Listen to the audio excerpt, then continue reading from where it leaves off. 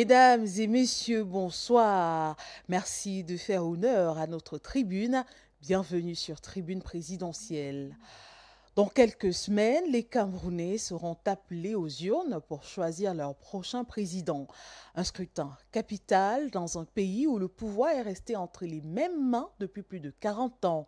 Face à un régime solidement installé, l'opposition, elle, peine encore à parler d'une seule voix. Appel à l'unité, déclaration contradictoire, ambition personnelle, la fameuse coalition de l'opposition souvent évoquée, toujours pas concrétisée, semble plus que jamais hypothétique. Face à cette dissonance, Maurice Kamto, candidat non partant à cette élection, a déclaré dans un communiqué publié ce jour, je cite, « Aider les Camerounais à vous aider à réussir le changement dans la paix par les unes, en clarifiant la situation et en simplifiant le choix des électeurs par une alliance politique qui évite des affrontements entre vous et la dispersion des voix des électeurs qui ont tant soif de changement. » Fin de citation. Alors, à quelques jours du lancement officiel de la campagne électorale, l'union est-elle encore possible ? Peut-on croire à un sursaut collectif pour faire basculer le rapport de force ? Ou assistons-nous une fois de plus à un jeu d'ego où chacun préfère perdre seul plutôt que gagner ensemble? Ces questions, on l'espère, trouveront des réponses avec les invités de Tribune présidentielle, juste derrière le journal qui démarre à l'instant. Bienvenue à tous.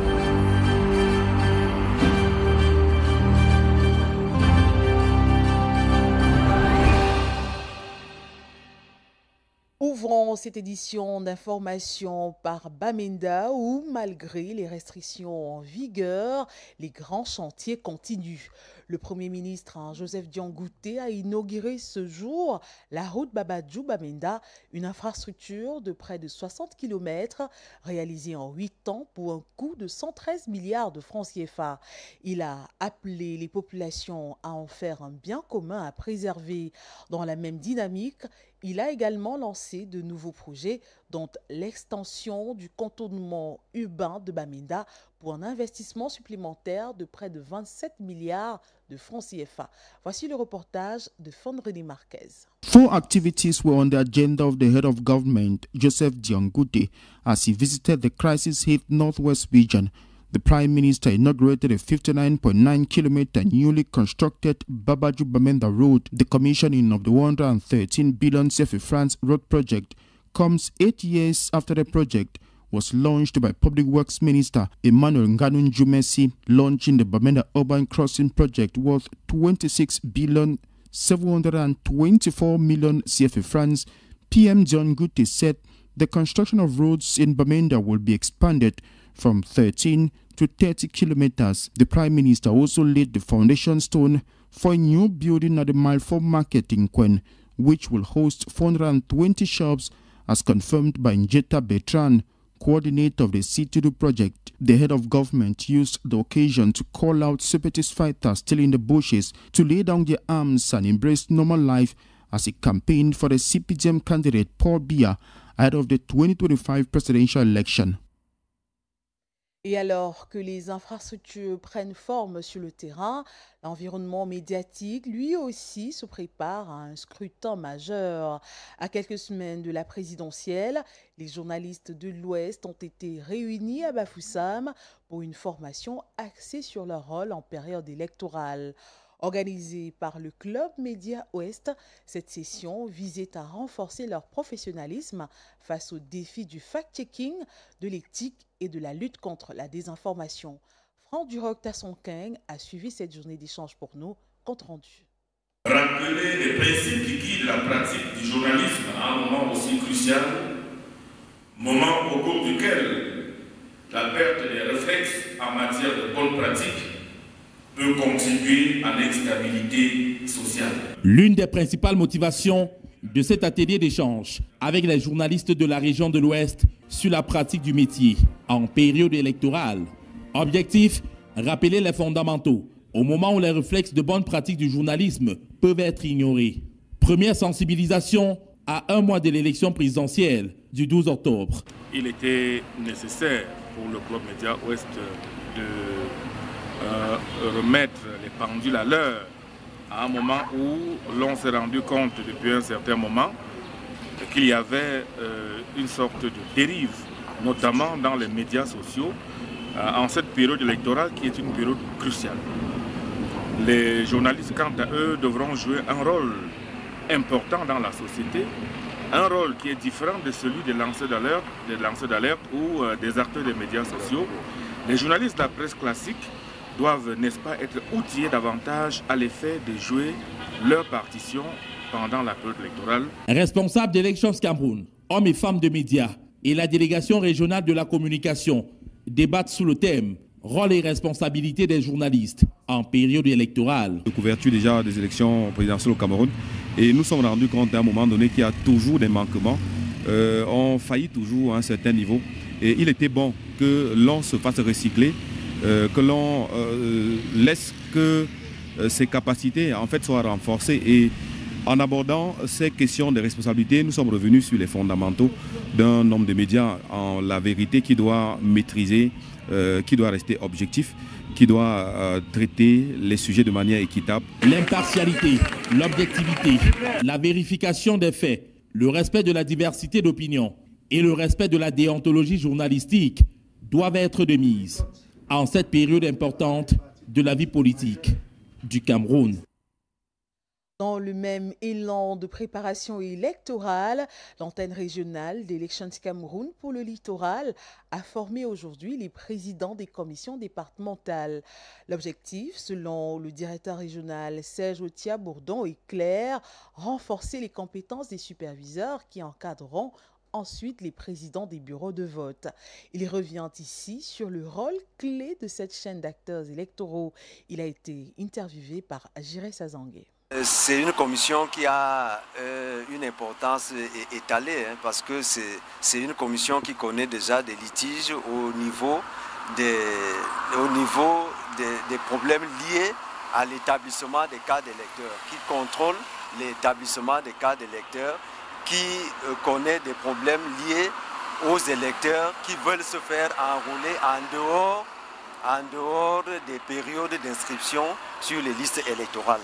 C'est également une commission, comme je le disais, qui recense les résultats venus de toutes les commissions locales de vote, donc au niveau départemental. Les commissions locales de vote sont des commissions qu'on retrouve dans le bureau de vote le jour du scrutin.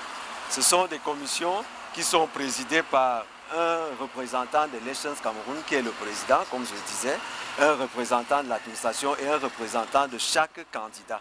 C'est cette commission qui préside aux destinées du bureau de vote.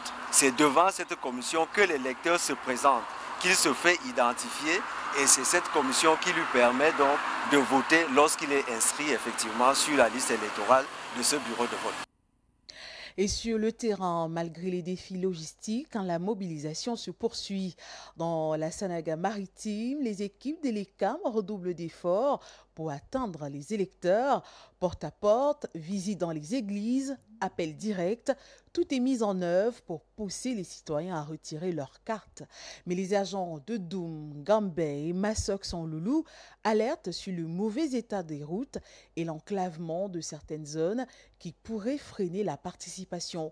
Voici le reportage de Fondredi Marquez et Jiré Sazangué. As the 2025 presidential election draws near, election stakeholders in rural areas are bracing themselves for the challenge. Pour une élection, il faut le matériel.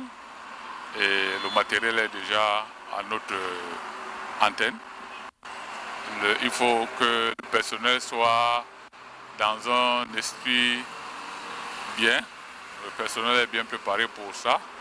Donc il n'y a pas de problème majeur. Nous avons reçu le matériel électoral. Nous avons juste quelques petits réglages, mais nous sommes prêts. Nous sommes prêts à ma sauce, donc tout est prêt. With less than 30 days remaining before the election, these ELECAM representatives have defined multiple strategies to distribute voters' cards, as explained by Sonke Jacques. Nous faisons les appels téléphoniques, nous faisons le porte-à-porte, nous allons dans tout lieu de rassemblement. Voilà un peu, nous envoyons les SMS aux détenteurs, à ceux qui doivent récupérer les cartes. Donc c'est un peu ça, nous utilisons les chefs, nous envoyons les communiqués au niveau des églises, afin que les populations soient informées que les cartes sont disponibles. Bad roads and enclavement are some of the problems they face, as reiterated by Jacques Noël and Sonke Aimé. Les zones sont enclavées, mais bon, au vu de l'échéance qui arrive, la hiérarchie a mis des moyens conséquents afin que nous puissions acheminer le matériel à bon port. Le préfet vous a dit dès le départ que tout est prêt. Et les choses comme Routon, madame est en train de mettre tout sur pied pour que tout se déroule bien le 12 octobre prochain. C'est connu de tous, nous avons des états de route qui ne sont pas, nous ne sont pas en bon état. Et comment ça affecte la préparation? Ça n'affecte pas tellement la préparation parce que nous utilisons les moyens de bord, les motocyclettes, et puis il y a nos taxis-brousses là qui savent bien gérer, savent rouler sur ces mauvaises routes. Regarding security, the administration is working tirelessly in the Mongo division to prevent any hiccups, as confirmed by Amadou Dodo, a representative of the senior divisional officer for Mongo, during the training of the presidents of the departmental commissions for the supervision of the presidential election by Lekam Littoral. Parlons à présent d'idées et d'engagement citoyen à travers la littérature. Dans son dernier ouvrage intitulé « La troisième voie », Aristide Monod appelle à une alternative politique portée par la société civile qu'il présente comme un levier de transformation face à l'impasse entre pouvoir et opposition. Une voix citoyenne qu'il a défendue devant la presse, et Sébastien Oyébé y était. Dans son dernier ouvrage, La troisième voie, Aristide Monod, politologue et consultant, invite à repenser le rôle de la société civile dans la transformation politique en Afrique centrale, publié par Société camerounaise d'intelligence et de recherche. La troisième voie, c'est la troisième alternative après l'échec des régimes autoritaires qui ont pensé à eux seuls procurer le bien-être aux populations. Après, il y a eu des oppositions qui sont arrivées, qu'on peut qualifier de deuxième voie. Malheureusement, elles ont été vite domestiquées, même s'il faut également relever des limites inhérentes à ces oppositions. Le livre se veut ainsi un appel à une réorganisation stratégique des forces citoyennes, afin qu'elles pèsent davantage sur la gouvernance. Il est important que la société civile comprenne qu'elle ne devrait plus s'aligner derrière soit les régimes éternitaires, soit derrière les partis politiques, qu'elles agissent désormais comme acteurs pertinents au même titre que les deux premiers acteurs. Il ne suffit pas seulement d'agir en spectateur ou de donner des bonnes notes, des mauvaises. Il faut également être acteur, comme nous l'avons été. 2024, nous étions sur le terrain de la mobilisation pour les inscriptions sur les listes électorales. Et 2025, on s'est déployé sur le terrain, au même titre que les partis politiques. Donc pour moi, c'est ça la troisième voie qui a des valeurs, qui a des piliers et qui appelle les autres acteurs qui restent toujours en dehors du stade, ancrés dans le stade de la défense des politiques publiques et du paramétrage du jeu électoral. Docteur en sciences politiques et cofondateur de Jeunesse et Citoyenne Active, Aristide Monod signe avec la troisième voie un manifeste préfacé par Simone Barbeau et postfacé par le politologue Molu Yacouba. L'ouvrage propose d'ériger la société civile en alternative crédible au face-à-face entre pouvoir et opposition. Et ensuite, avec une bonne note sportive, les Lionceaux poursuivent leur parcours sans faute au CHAN U20 de volleyball en Égypte. Avec 9 points et 0 défaite, ils se préparent à affronter le Zimbabwe en quart de finale. Ce mercredi 17 septembre, ils ont profité de leur journée de repos pour affûter leur stratégie et renforcer la cohésion du groupe. À moins de 24 heures du choc, écoutez les réactions du capitaine Joseph Ngana et du passeur Juan Bira dans ce Vox Pop proposé par Sébastien Oyébé. Nous avons eu une journée de repos, nous avons fait le plein et nous allons jouer demain contre le Zimbabwe. Une équipe à ne pas négliger, pas parce qu'ils sont 4e de poule, mais nous allons donner le meilleur de nous-mêmes parce que chaque match ici est une finale et nous allons nous battre pour rendre fiers les couleurs du pays. Nous nous sentons très en forme. Demain, comme le coach le dit, chaque match est une finale. Donc demain, nous partons jouer une finale contre le Zimbabwe et nous allons tout donner pour gagner cette finale.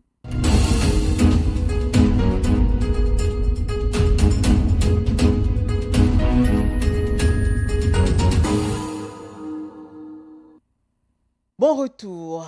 Présidentielle 2025, les candidats de l'opposition sont-ils plus occupés à s'auto-flageller pour leur propre intérêt que de se préoccuper de la conception d'une stratégie commune pour une alternance qui met fin à 43 ans de règne du RDPC au pouvoir? À l'observation, ils se lancent plus des piques visant à se discréditer les uns les autres que de se consacrer à comment battre le candidat Paul Biya le 12 octobre prochain. À 25 jours du scrutin, les 11 de l'opposition ne semblent pas prendre la pleine mesure d'un éventuel échec, que tous courent face au candidat Biya du RDPC. Ainsi, le candidat recalé Maurice Kamto vient de tirer la sonnette d'alarme à sursaut patriotique de tous les 11 prétendants au fauteuil présidentiel. Son appel sera-t-il entendu ou ignoré? Voici l'analyse de Jean-Paul Chouniat. À 25 jours du scrutin présidentiel du 12 octobre, certains acteurs de la grande famille de l'opposition camerounaise n'en finissent pas de se jeter des piques et se poser des pots de banane à tout bout de propos. Entre ceux qui brandissent des arguments de l'urgence, de voir la vieille garde politique débarrasser le plancher, et ceux qui répondent en qualifiant cette déclaration de manque d'arguments solides pour justifier leur ambition présidentielle de passer par des raccourcis pour rentrer au palais des tout-dits. Le temps passe, le débat sur le candidat consensuel continue de nourrir des polémiques, distraire l'opinion nationale, sans toutefois fixer véritablement le peuple et des millions d'électeurs sur un candidat unanimement accepté de tous. Mais la polémique dure, les noms partant pour la coalition, la candidature unique ou la candidature consensuelle, campent à tort ou à raison sur leur position d'une part. Et d'autre part, les adeptes de tous contre Paul Biya pensent détenir la bonne formule pour une victoire de l'opposition et une défaite assurée au RDPC au pouvoir. Dans ce jeu d'échecs entre les 11 candidats de l'opposition, qui voient de précieuses minutes s'égrener au fur et à mesure que le Cameroun avance à grands pas vers ce jour fatidique du 12 octobre, chacun s'occupe plus à démontrer qu'il est le meilleur profil, malgré toutes les casseroles et autres mauvaises réputations que traînent certains. Le parti au pouvoir peut aisément boire du petit lait en se frottant les mains de voir cette opposition plus que divisée par des égos surdimensionnés et autres intérêts personnels au-dessus du peuple et du Cameroun. L'opposition a suffisamment perdu du temps et continue d'en perdre davantage. Les différents acteurs prétendant chacun vouloir opérer un changement de régime qui ne doit passer que par eux ou rien, se consacrant plus à l'accessoire qu'à l'essentiel, d'où sans aucun doute cet appel du candidat recalé Maurice Kamto, 11 concurrents à Paul Biya, de se mettre ensemble au profit de la réalisation d'un objectif collectif pour un destin commun d'une alternance qui brise enfin la longévité d'un homme à la tête de l'État, voilà 43 ans. L'alerte de Maurice Kamto sur cette perte de temps de l'opposition à ce moment critique sera-t-elle entendue des 11 du 12, chacun déterminé et décidé à battre tout seul Paul Biya avec le soutien des 10 autres candidats, dont nul n'est prêt à s'aligner derrière un autre, même pas Issa Chiroma Bakari du FSNC ou encore Bello Bouba Maïgari de l'UNDP, dont les deux mis ensemble feraient davantage paniquer le parti au pouvoir, qui cumule l'essentiel de ses victoires venant du septentrion, chacun bien conscient qu'il ne pourra pas aisément réaliser cet espoir du changement et de l'alternance, attendu des Camerounais depuis 1990, date de l'avènement du multipartisme dans notre pays. Maurice Kamto a lancé son appel. Quel sort lui sera réservé, entre accueil favorable ou sourd d'oreille, par des hommes qui passent le clair de leur temps à se cacher derrière leurs petits doigts que regarder la réalité en face et se diriger tous dans la même direction. Merci à Jean-Paul Chouniat qui nous permet donc de recevoir les invités de tribune présidentielle de ce 17 septembre. Permettez-moi de commencer juste devant moi. Docteur Richard Itoké, bonsoir et bienvenue.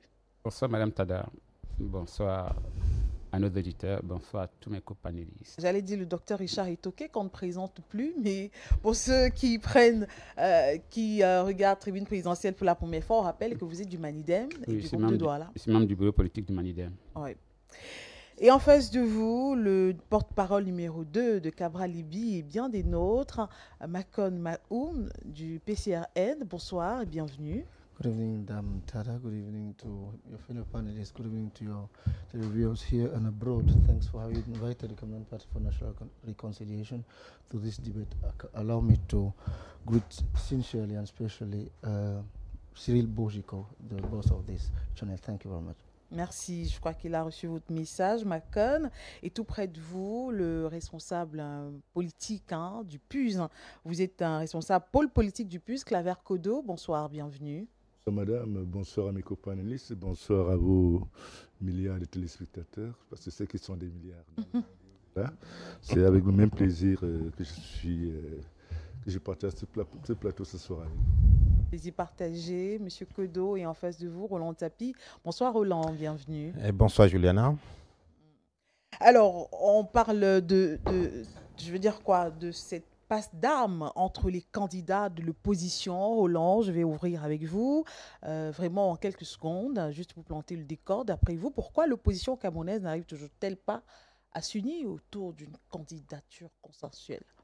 Pourquoi, je ne saurais le dire ici, là, sur ce plateau, mais comment le constat est fait? C'est que malgré la volonté affichée de quelques-uns, ou plutôt, on dirait qu'en première intention, tout le monde parlait de consensus, mais dans les discours, les gestes, les actions, on constate très bien qu'il y a plutôt une certaine animosité qui va grandissant au fur et à mesure que le temps passe.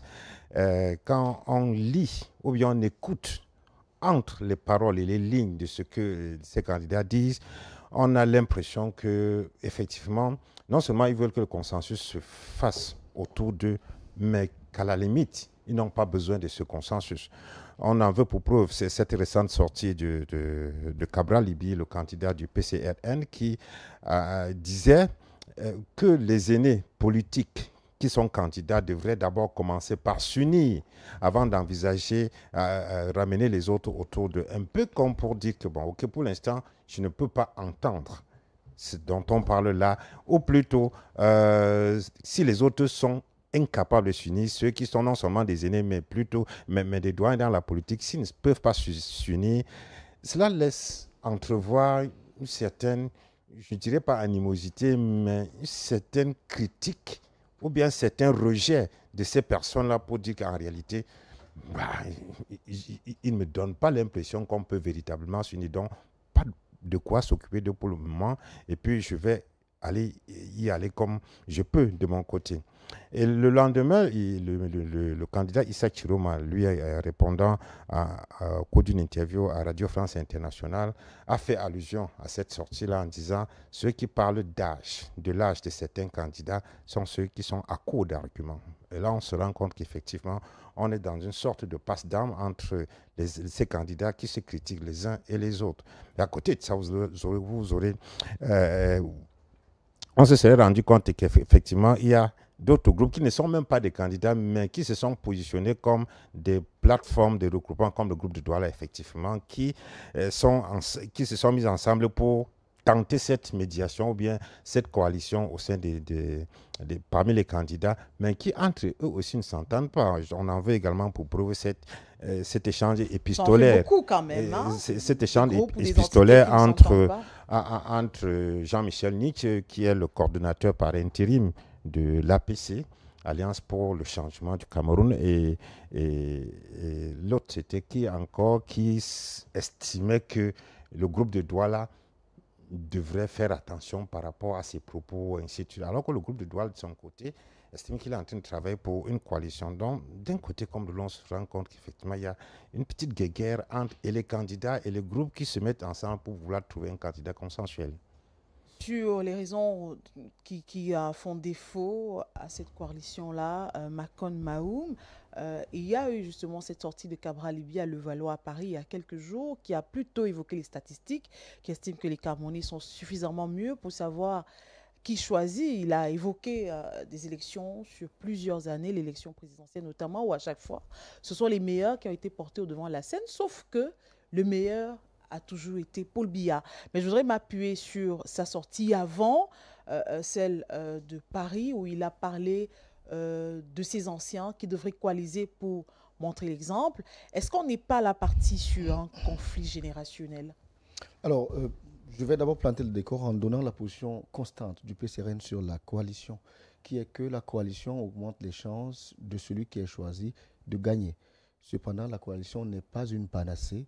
et la présenter comme telle et faire le jeu du RDPC parce que cela participe de la vulgate répandue par le RDPC qui veut que l'on croit dans l'opinion publique que si on n'est pas ensemble, on ne peut pas battre ce qu'il nomme abusivement le mastodonte, M. Biapol, ce qui est de mon point de vue un géant au pied d'argile, je peux vous le démontrer. Paul Biya et le RDPC sont redoutables, non pas du fait de leurs résultats, politiques, non pas du fait de leur intelligence politique, mais davantage du fait de la fraude électorale qui s'est sophistiquée au fil des années. Sauf qu'il reste au pouvoir. Oui.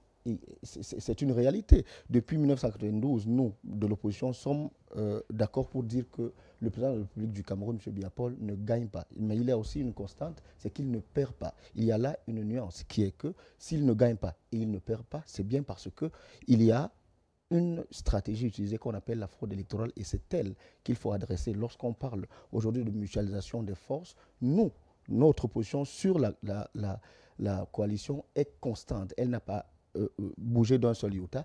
Elle repose sur un triptyque. D'abord, les candidats à l'élection présidentielle se retrouvent autour d'une table pour un programme minimum commun. Ensuite, on s'entend sur la surveillance du vote parce que tout le monde se comporte aujourd'hui comme si tous les Camerounais, tous les candidats se mettent ensemble, sans surveillance du vote, on peut gagner, on perdra. Donc, le plus important aujourd'hui, nous l'avons dit depuis 2017, si gagner M. Biapol n'est pas la chose la plus difficile, démontrer qu'on a gagné, c'est ce qui est plus difficile.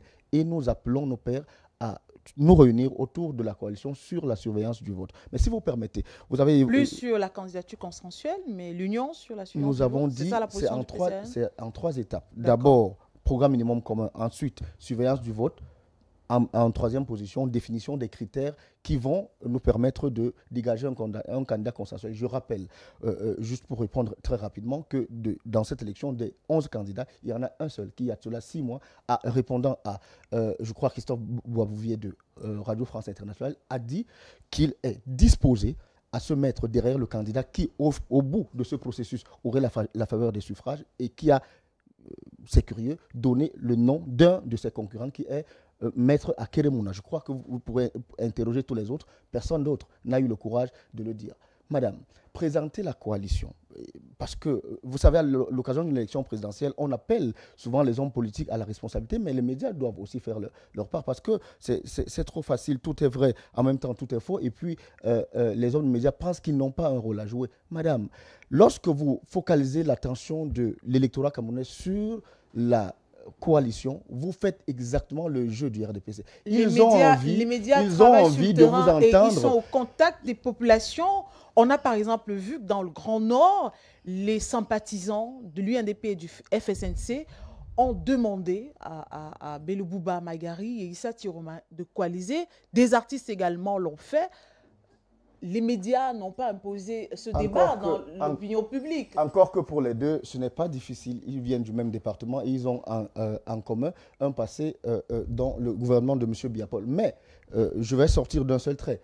Il faut que les Camerounais, en même temps que vous leur dites que la coalition est importante et que nous acceptons que la coalition est importante, il faut que vous disiez aux Camerounais que si en 1992, Bello Bouba Maïgari faisait coalition avec Jean-Jacques Ekindi et Maoto, il n'aurait pas gagné au vu des résultats officiels qui ont été donnés. Si en 1997, Augustin Frédéric Kodok, Albert Zongang, Ekindi et tous les autres, tous se mettaient ensemble, ils n'auraient pas gagné, M. Biapol. Si en 2018, Kamto Maurice, Cabral Libi, Matomba, et tous les autres, les 7 candidats, s'étaient mis ensemble, ils n'auraient pas gagné.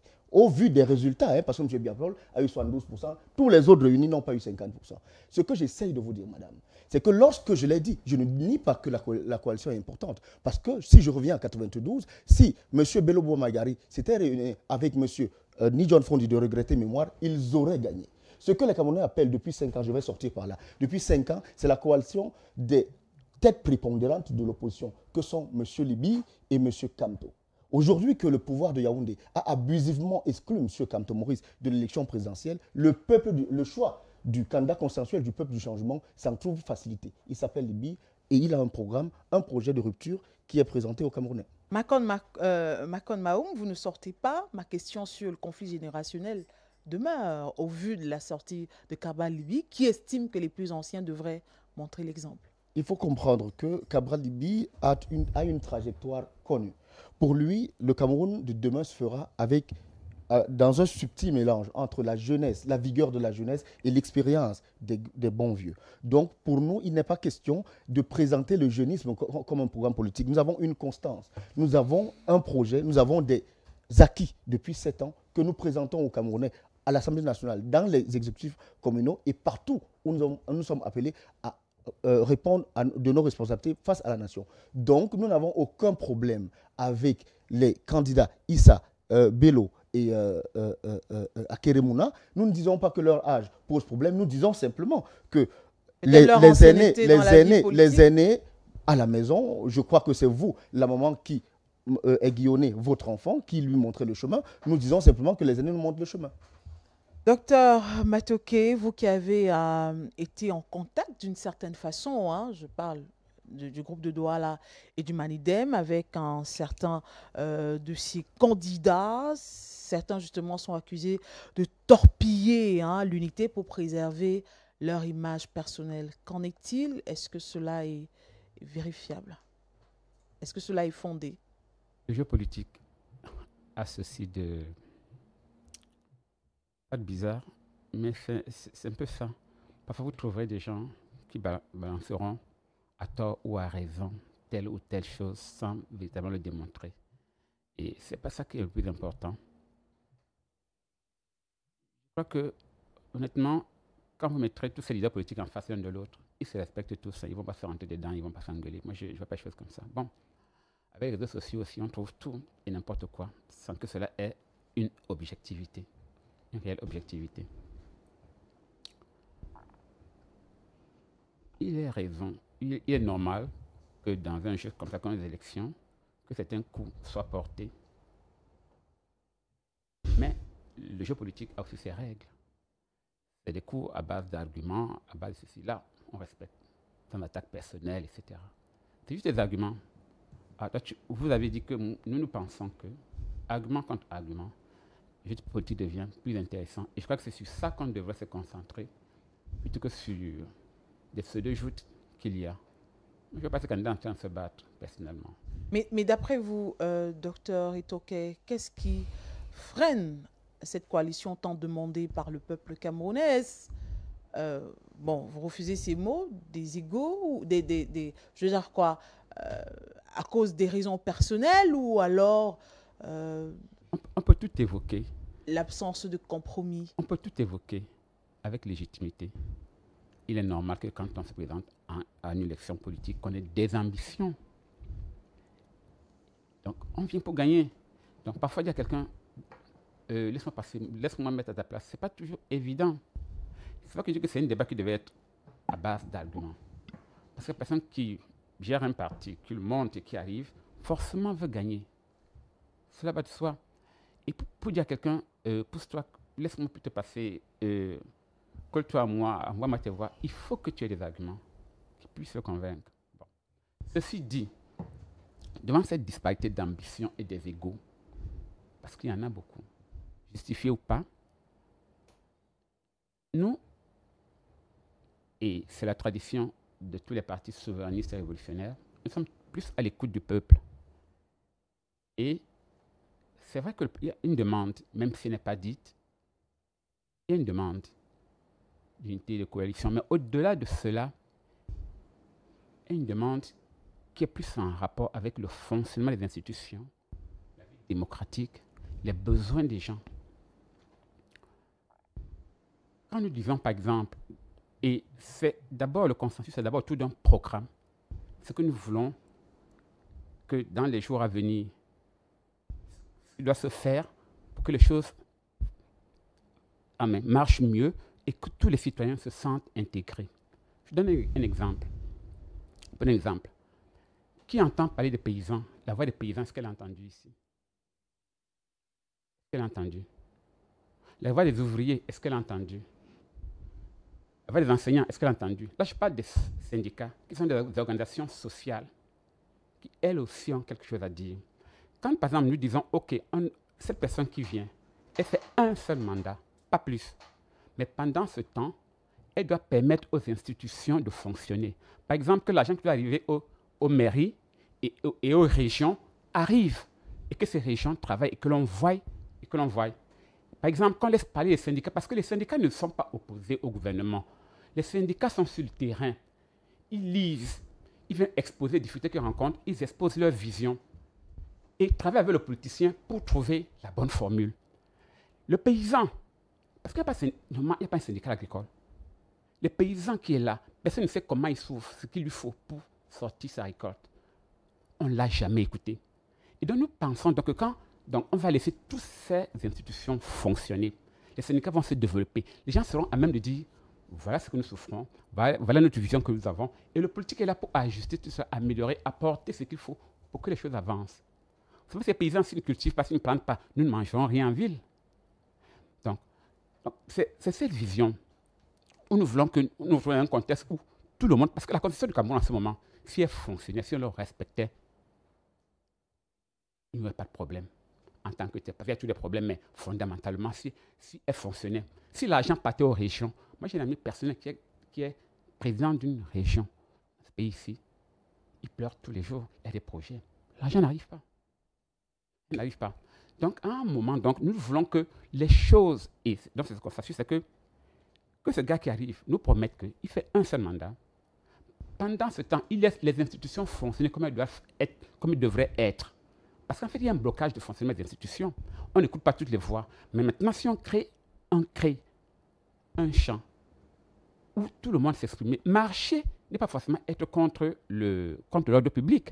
On marche juste parce qu'on veut faire entendre quelque chose. Et les marches sont organisées, contrôlées. On ne marche pas forcément pour détruire. Parfois, on marche parce qu'on veut exprimer quelque chose et entendre un écho qui ne parvient pas au sommet. Donc, ce concept est d'abord construit, comme tout à l'heure, on disait, il y a d'abord un besoin fondamental et qui est arrimé au peuple. Donc, quand nous disons, gens ramènent tout aux partis politiques, moi, dans les partis politiques, dans un fonctionnement de la République, il n'y a pas que les partis politiques, hein, les associations, il y a plein de choses qui fonctionnent. Docteur Richard Itoke, permettez, on va s'intéresser tout au long de ce débat. À un moment, on va s'arrêter pour questionner la responsabilité ou alors l'apport de la société civile dans cette recherche de coalition.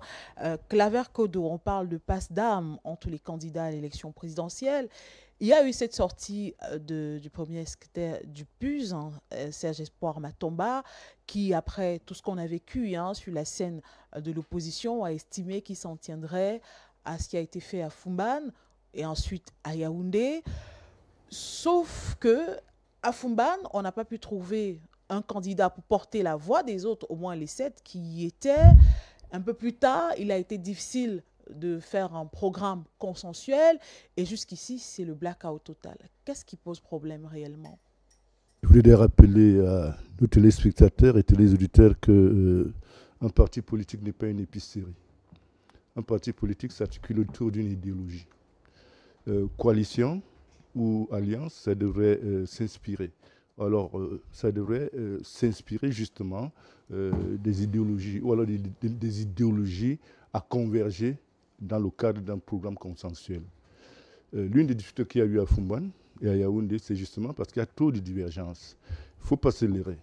Il y a des partis qui sont de l'extrême gauche, d'autres qui sont de l'extrême droite, d'autres qui sont du centre. Il est très difficile. Qu'est-ce que ça veut dire au Cameroun, être de l'extrême gauche ou de l'extrême droite? Le PUR, c'est un parti socio-panafricaniste.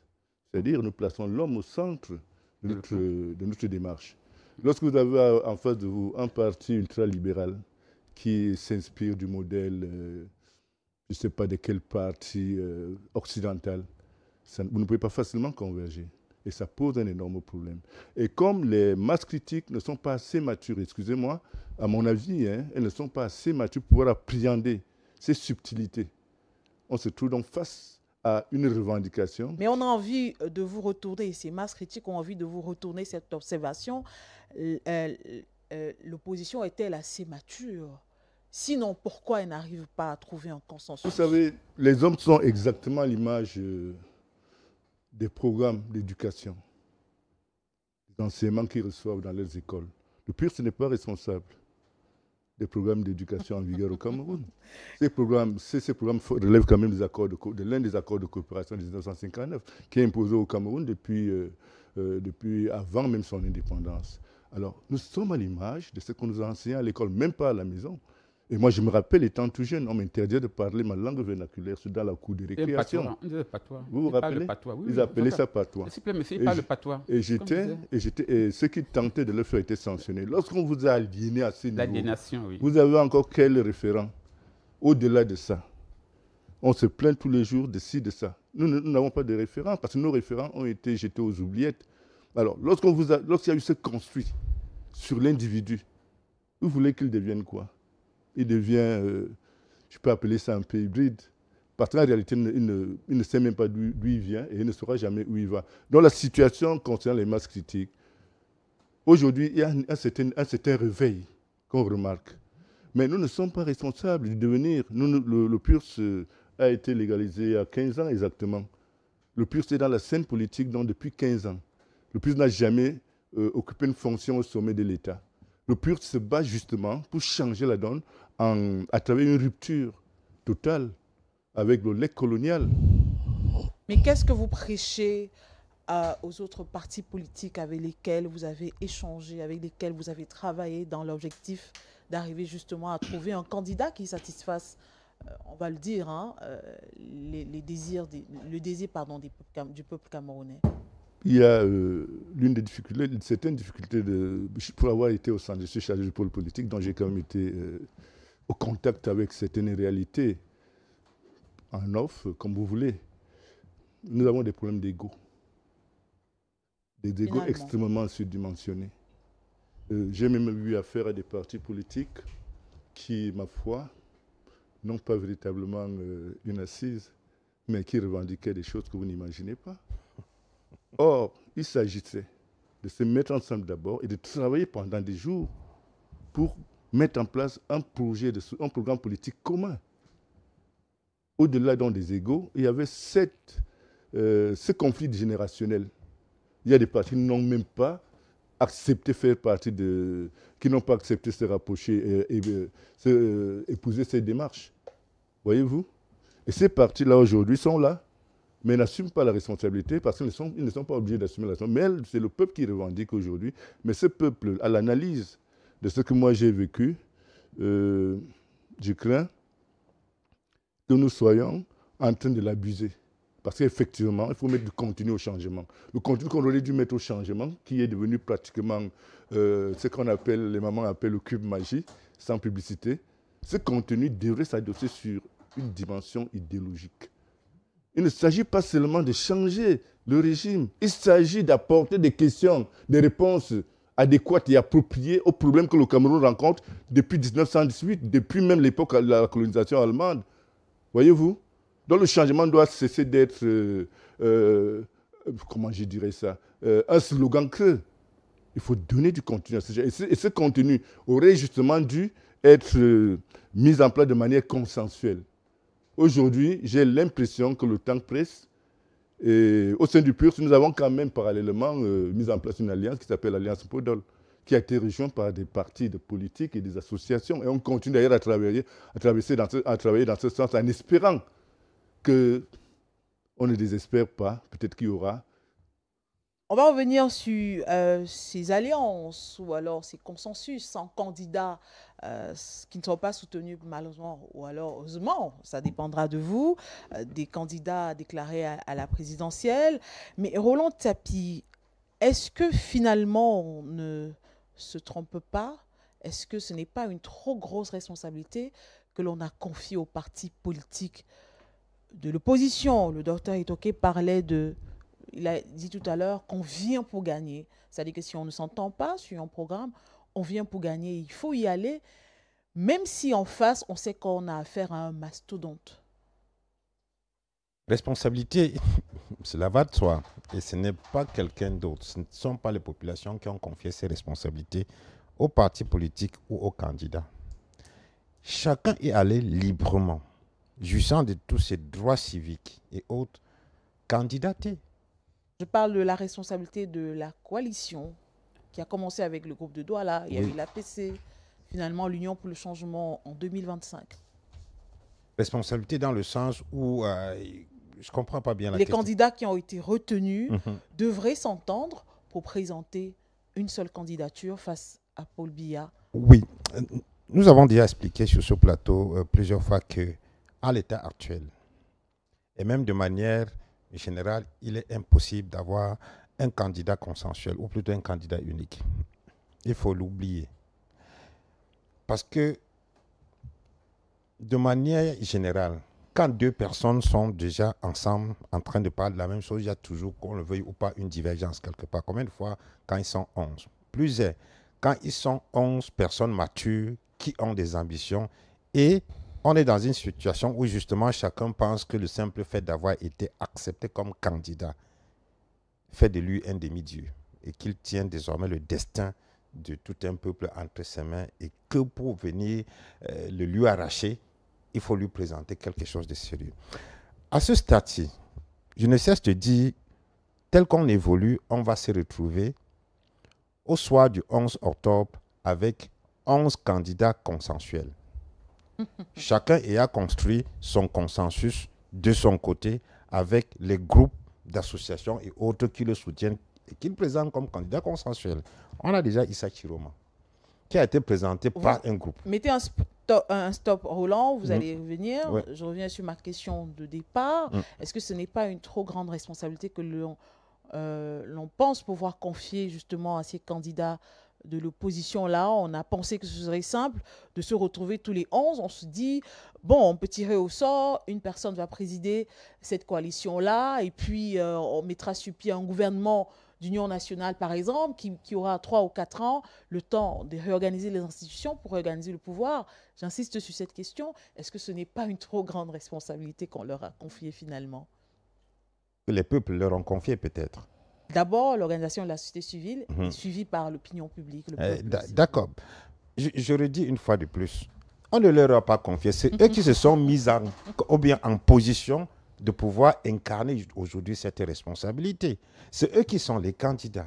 Et si on est dans une logique où il faut tout faire pour sortir, pour changer, pour avoir autre chose, que des enfants ne continuent pas à accoucher des enfants et des arrière-enfants en connaissant le même président de la République, que le Cameroun change un peu de donne, en n'étant plus le seul pays africain qui, depuis 65 ans, n'a connu que 2 présidents. Ça, c'est malheureusement le cas pour le Cameroun. Que le Cameroun sort de la situation où, doté de beaucoup d'atouts, étant présenté comme l'Afrique en miniature, étant présenté comme la locomotive de l'Afrique centrale, a complètement, je dirais, lavé dans l'eau le poisson qu'il avait entre les mains, bafoué tous ses avantages. Est-ce que le Cameroun peut aujourd'hui reprendre sa position, redorer son blason? Si on est tous dans cette logique, il est clair que les 11 candidats qui sont en face du candidat sortant, Paul Biya, ont une lourde responsabilité. Ils devraient prendre conscience de cette lourde responsabilité et cesser de s'amuser. Parce qu'ils sont en train de s'amuser jusqu'ici. Je le dis pourquoi? Parce que être candidat, c'est d'abord déposer un 30 millions de francs CFA quelque part. Je ne pense pas que tous ces candidats-là sont des philanthropes qui sont venus là pour déposer 30 millions de francs CFA et puis les passer par perte de profit en se rangeant derrière les autres. On leur a donné une ouverture. De toute façon, la loi leur donne des ouvertures pour récupérer cet argent, même comme ils ont été candidats, en désistant avant l'impression des bulletins de vote. Jusqu'ici, vous constatez que tout le monde est allé à Elecam confirmer ses couleurs, ses logos. Et si d'autres sont même allés jusqu'au Conseil constitutionnel pour se batailler contre la position d'une main qu'on a soulevée. Où sont les débats dans cette affaire-là? Et quand on a fini de faire ça, on vient aujourd'hui nous parler de la recherche de candidats consensuels. Je me pose bien la question de savoir, ceux qui, à terme, probablement accepteront de se ranger derrière les autres, se feront rembourser leur argent par qui, ou bien vont le laisser comme cadeau au trésor, ou bien ils vont poser comme l'une des conditions que comme si on se range derrière vous comme ça, une fois que vous serez arrivé au pouvoir, il faut commencer par nous rendre nos 30 millions. il prendra où? Est-ce que ce n'est pas une incitation à aller commencer le premier pilier des caisses de l'État pour rembourser ça?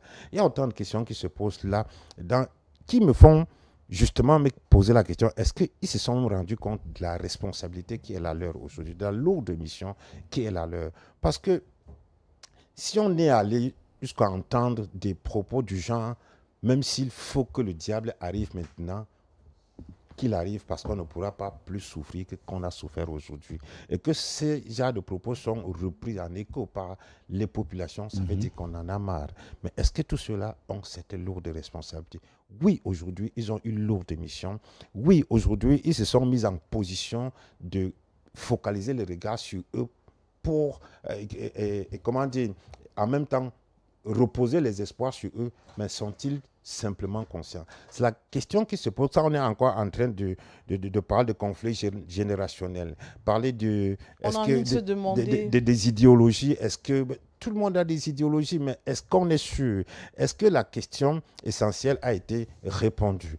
Avons-nous le même objectif? Si on n'a pas le même objectif, soyons-en sûrs, on ne pourra jamais aboutir à une entente. Parce que si nous sortons tous de la maison, Juliana, et nous avons pour objectif d'arriver à Aqua, qui est dans du même quartier, par exemple, une chose est sûre, si des difficultés on trouve sur le chemin, on va s'entendre pour trouver au moins un moyen tout à fait pour aller.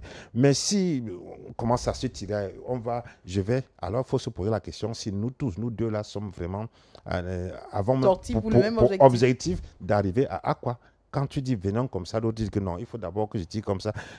C'est là où la question est. Dans la question de la responsabilité qui se repose aujourd'hui sur les candidats, elle est vraiment importante, elle est lourde, mais la question reste, est-ce qu'ils sont conscients de cela, ou plutôt, ont-ils pu répondre à la question, que recherchons-nous? Est-ce qu'on est tous d'accord sur un objectif commun? Docteur, excusez-moi, Makon Mahoum, le Manidem a choisi Issa Tiroma, qui était d'accord avec les conditions proposées par le Manidem, c'est-à-dire un gouvernement de transition. Je parle sous le contrôle... L'UPC. Pardon? L'Union pour le changement. L'Union pour le changement, excusez-moi. L'UPC 2025, Union pour le changement. Issa Tiroma était d'accord. D'après l'UPC, des conditions. On apprend que le PUS a une coalition. Apparemment, une alliance, voilà. Apparemment, le PCN est le seul parti qui, jusqu'ici, n'a pas encore fait d'alliance ou de coalition pour la présidentielle à venir. Le mot consensus en français signifie accord de volonté. Il me souvient que si vous regardez la scène politique, je veux dire que si vous regardez la scène politique camerounaise, vous verrez qu'il y a de cela une semaine et demie, un regroupement clérical des pasteurs d'une certaine église ont apporté leur soutien à la candidature de l'honorable Cabral Dibi, des hommes de médias, des influenceurs, des humoristes, des musiciens et d'autres personnes. Le consensus ne veut pas forcément dire qu'il faille à tout prix avoir d'autres organisations politiques. On peut avoir des organisations de la société civile, on peut avoir des organisations syndicales. Le consensus que vous évoquez me pose un problème, celui de l'Union pour le changement 2025, non pas dans la démarche seulement, parce que ce n'est pas parce qu'on a prévu un meeting, qu'on en a donné une date, qu'on a convié tous les autres à la réflexion. Mais quelque chose d'intriguant, je trouve qu'il y a quelque chose d'intriguant en ceci qu'on a 11 candidats face à M. Biapol. On a une réunion qui débouche à un consensus. Au sorti de là, on a toujours 11 candidats. C'est un peu intriguant. Bon, maintenant, sur le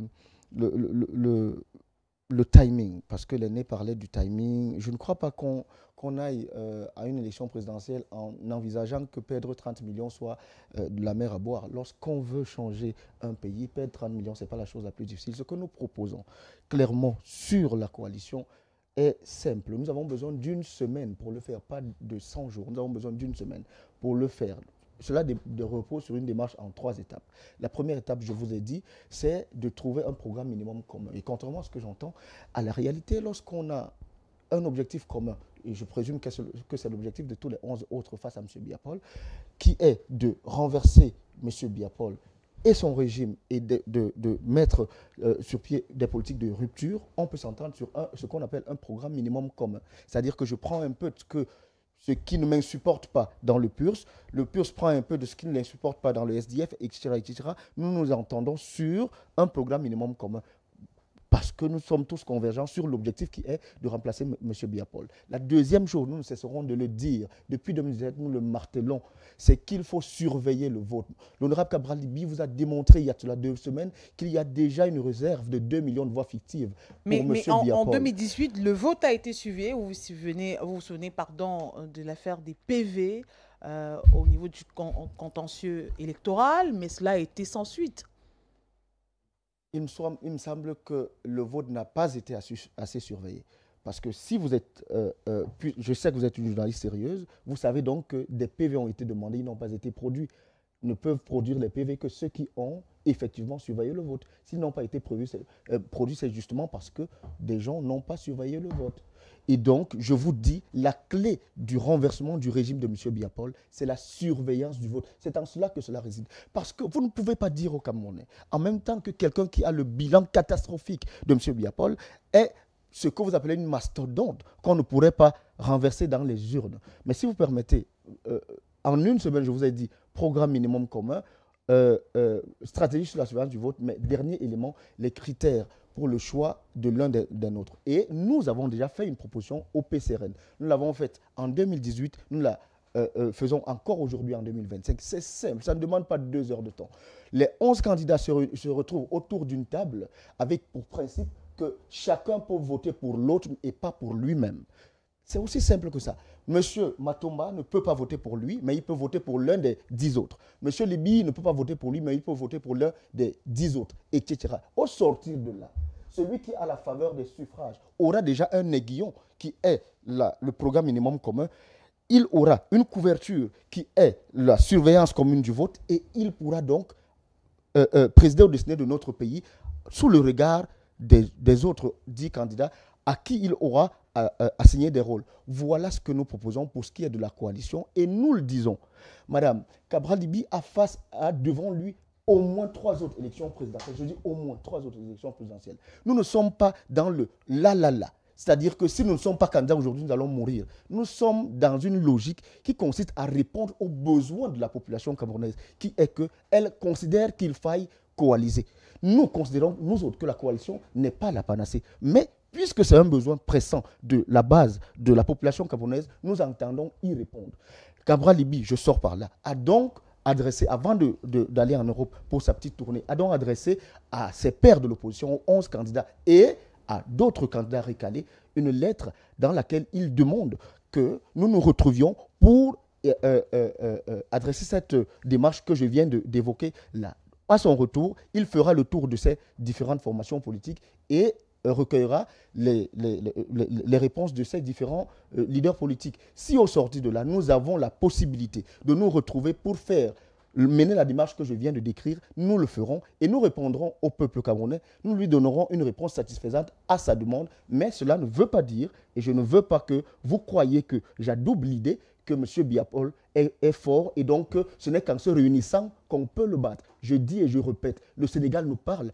Il y a cela 1 an et demi, une petite coalition de 2 personnes a battu au premier tour, dans une élection à 2 tours, des candidats, 19 candidats, donc 3 anciens premiers ministres, 3 directeurs d'administration centrale, etc., etc. Donc ne dites pas aux Camerounais qu'on ne peut pas gagner si on ne se réunit pas. Mais puisque c'est un besoin pressant de la population camerounaise, nous sommes prêts, nous sommes disposés à le faire. Nous avons proposé le mode opératoire, nous avons pris langue avec les autres partis politiques, nous entendons le faire et j'espère que ce sera possible. Pour que l'exemple du Sénégal soit valable, il faut prendre en compte les préalables qui structurent l'organisation démocratique de la société sénégalaise par rapport au Cameroun. Makon Maoun, je vais revenir à vous. Claver Kodo, il y a cette sortie de Maurice Kamto, finalement qu'on attendait. On a l'impression,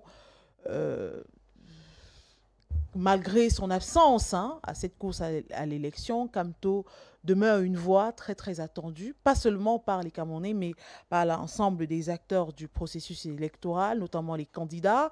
Kamto qui propose un plan B, il a parlé d'une coalition entre plusieurs candidats de poids. êtes-vous d'accord avec l'idée qu'une coalition partielle, même sans unité totale, pourrait créer une vague politique? Ça dépend de ce qu'on appelle candidat de poids. Encore qu'il n'a pas dit candidat de poids. Lui, il dit candidat expérimenté. Elle On ne veut pas dire candidat expérimenté. Parce que justement, il a dit candidat expérimenté et justement, il oriente son électorat vers des candidats expérimentés. Jusque-là, il n'y a pas de quoi. Merci pour le rappel. Jusque-là, je suis mal placé pour apprécier son qualificatif pour une raison simple. On voit des gens comme Sonko, Diomaye Faye, qui aujourd'hui apportent des réponses, essaient de traduire en art, de mettre en musique leur programme politique du côté du Sénégal. Ou même du côté des pays membres de la Confédération des États du Sahel, des jeunes comme Ibrahim Traoré qui n'ont jamais fait de la politique, mais qui depuis 2 ans et demi démontrent qu'ils ont de l'amour pour leur patrie. Qu'est-ce que l'expérience vient chercher dessus? Tout se joue sur l'amour qu'on a envers sa patrie. Il faut des gens qui aiment ce pays, qui sont prêts à lui donner le meilleur d'eux. Il n'y a rien à voir avec l'âge, il n'y a rien à voir avec l'expérience. Il s'agit d'une volonté politique manifeste qu'on traduit comme en musique pour transformer le pays, apporter des réponses idoines aux attentes des Camerounais. Donc je pense que cette sortie, nous préférons ne pas trop nous attarder sur toutes ces actualités, simplement parce que nous devons rester focus pour construire notre victoire. Et je vous ai parlé tantôt d'une alliance Mpodol. Au-delà de l'alliance Mpodol, nous sommes sur le terrain.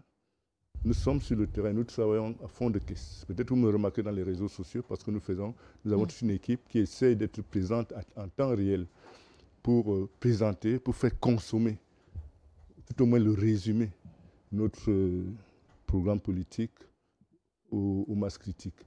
Donc, pour le moment, je pense que ce soit en ce qui concerne l'UPC, encore que cette dénomination sème un peu la confusion dans les esprits des électeurs potentiels, parce que certains croient que c'est l'UPC, l'Union des populations du Cameroun. Vous voyez, donc, ce n'est pas parce qu'ils ont ajouté 2025, mais ça sème franchement la confusion. Vous imaginez, si l'UPC décide maintenant d'accompagner un parti politique, il y aura une confusion qui va s'installer au sein des masses critiques. Voilà donc de l'improvisation sur le plan politique qui ne tient pas compte des véritables enjeux. Donc toutes ces sorties-là ne devraient pas distraire les acteurs politiques, ne devraient pas nous distraire. Nous sommes déterminés à construire à nous battre, parce que nous avons en face de nous, des adversaires qui sont des Camerounais. Et nous sollicitons le suffrage des populations à qui nous proposons des solutions par rapport à leur vécu quotidien. Voyez-vous? Donc, ces sorties-là ne devraient pas nous détourner de nos objectifs. Nous sommes focus sur nos objectifs, c'est-à-dire faire une très bonne élection le 12 octobre prochain. Et pourquoi ne pas battre, pas seulement Paul Biya, battre ceux qui sont en face de nous. Sauf que Kamto n'est pas candidat à l'élection présidentielle. Oui, bien sûr, je vais vous redonner la parole. Oui. Ne vous inquiétez pas, je m'adresse justement à vous, Makon. Il n'est pas candidat à l'élection présidentielle, mais on a vu des candidats aller le consulter. On attendait sa parole, on a bien l'impression. J'ai parlé tantôt de Kamto qui parlait de s'unir derrière un candidat de poids, mais il a parlé de candidature expérimentée. Est-ce que la nuance est importante entre les candidats de poids et les candidats expérimentés? J'admire d'abord l'effort que font la plupart des médias camerounais ces derniers temps. Partout où je passe, on essaye de nous ramener quelqu'un qui a été recalé au centre du jeu. Malheureusement, politique. Les médias suivent le vent de l'actualité, Makon. Je dis donc que j'admire l'effort que vous faites pour remettre en scène un candidat qui a été recalé. Et je dis que lorsque je fais une étude du texte du candidat dont vous parlez, du candidat recalé dont vous parlez, il a parlé de candidat expérimenté. Digne fils du Cameroun, candidat originaire de la partie septentrionale. Il est clair. Je ne sais pas pourquoi vous voulez tourner autour du pot. Monsieur Kamto Maurice est clair dans ce qu'il demande à ceux qui peuvent prêter l'oreille à son mot d'ordre. Il est clair, il leur dit de voter le candidat expérimenté de la partie septentrionale. Maintenant, il ne reste plus qu'à choisir parce qu'ils sont quand même deux. Parce que il est clair dans son raisonnement. Hein. Il a commencé par dire candidat expérimenté. Mais il a su que cela pourrait semer le trouble parce qu'en face, il y a aussi un candidat expérimenté, M. Biapol. Il est expérimenté. M. Chiroma Bakari, M. Belobouba, M. Akeremouna. Voilà les candidats expérimentés. Maintenant, il a donc voulu orienter, quand bien même vous mettriez Cabral Libi, quand bien même vous mettriez Cabral Libi dans ce qu'il appelle candidat expérimenté, il a donc voulu circonscrire l'expérience en disant les dignes fils du Cameroun originaires de la région du Septentrion. À ce que je sache, Cabral Libi n'est pas originaire de cette région. Et donc, ce candidat recalé a donc pris position, ce qui est tout à fait normal. C'est son droit le plus absolu. On ne peut pas le lui refuser. Lui refuser de se retrouver dans un syndicat d'anciens ministres et de demander que un de ses pairs soit plébiscité. Ça ne nous pose aucun problème, mais il faut que cela soit clair pour les Camerounais, que ce candidat demande que l'on vote pour un candidat expérimenté originaire de la région du Septentrion. Voilà. Alors, docteur Richard Itoke, dites-nous, peut-on construire une coalition crédible à la suite de cette sortie de Maurice Kamto? Oui, avant de répondre à votre question, je veux revenir sur un point important qu'il a soulevé. Il faut que tous les citoyens sachent que ce n'est pas ceux qui votent qui décident de qui gagne l'élection. C'est ceux qui comptent les voix. Ça, c'est fondamental. C'est un béaba qu'on devrait enseigner à toute personne qui entre en politique. D'où l'insistance de Macron sur la surveillance du vote. C'est celui qui compte les votes qui décide qui a gagné. Ce n'est pas ceux qui ont voté. Ça, c'est le béaba de la politique. On devrait le savoir. J'insiste dessus parce que la surveillance du vote devait être un élément fondamental. Personnellement, je suis convaincu que si le vote est surveillé, même si c'est 11 candidats partent, le régime sera renversé. Bon, c'est ma vision, m'engage que moi, parce que le ras-le-bol est général. Regardez ce qu'il y a au nord. Ce ras-le-bol est général. En toute honnêteté, il y a au moins un ou deux candidats qui supplanteront si le vote, c'est-à-dire que si le vote est surveillé. Bon, maintenant pour en revenir, il a dit,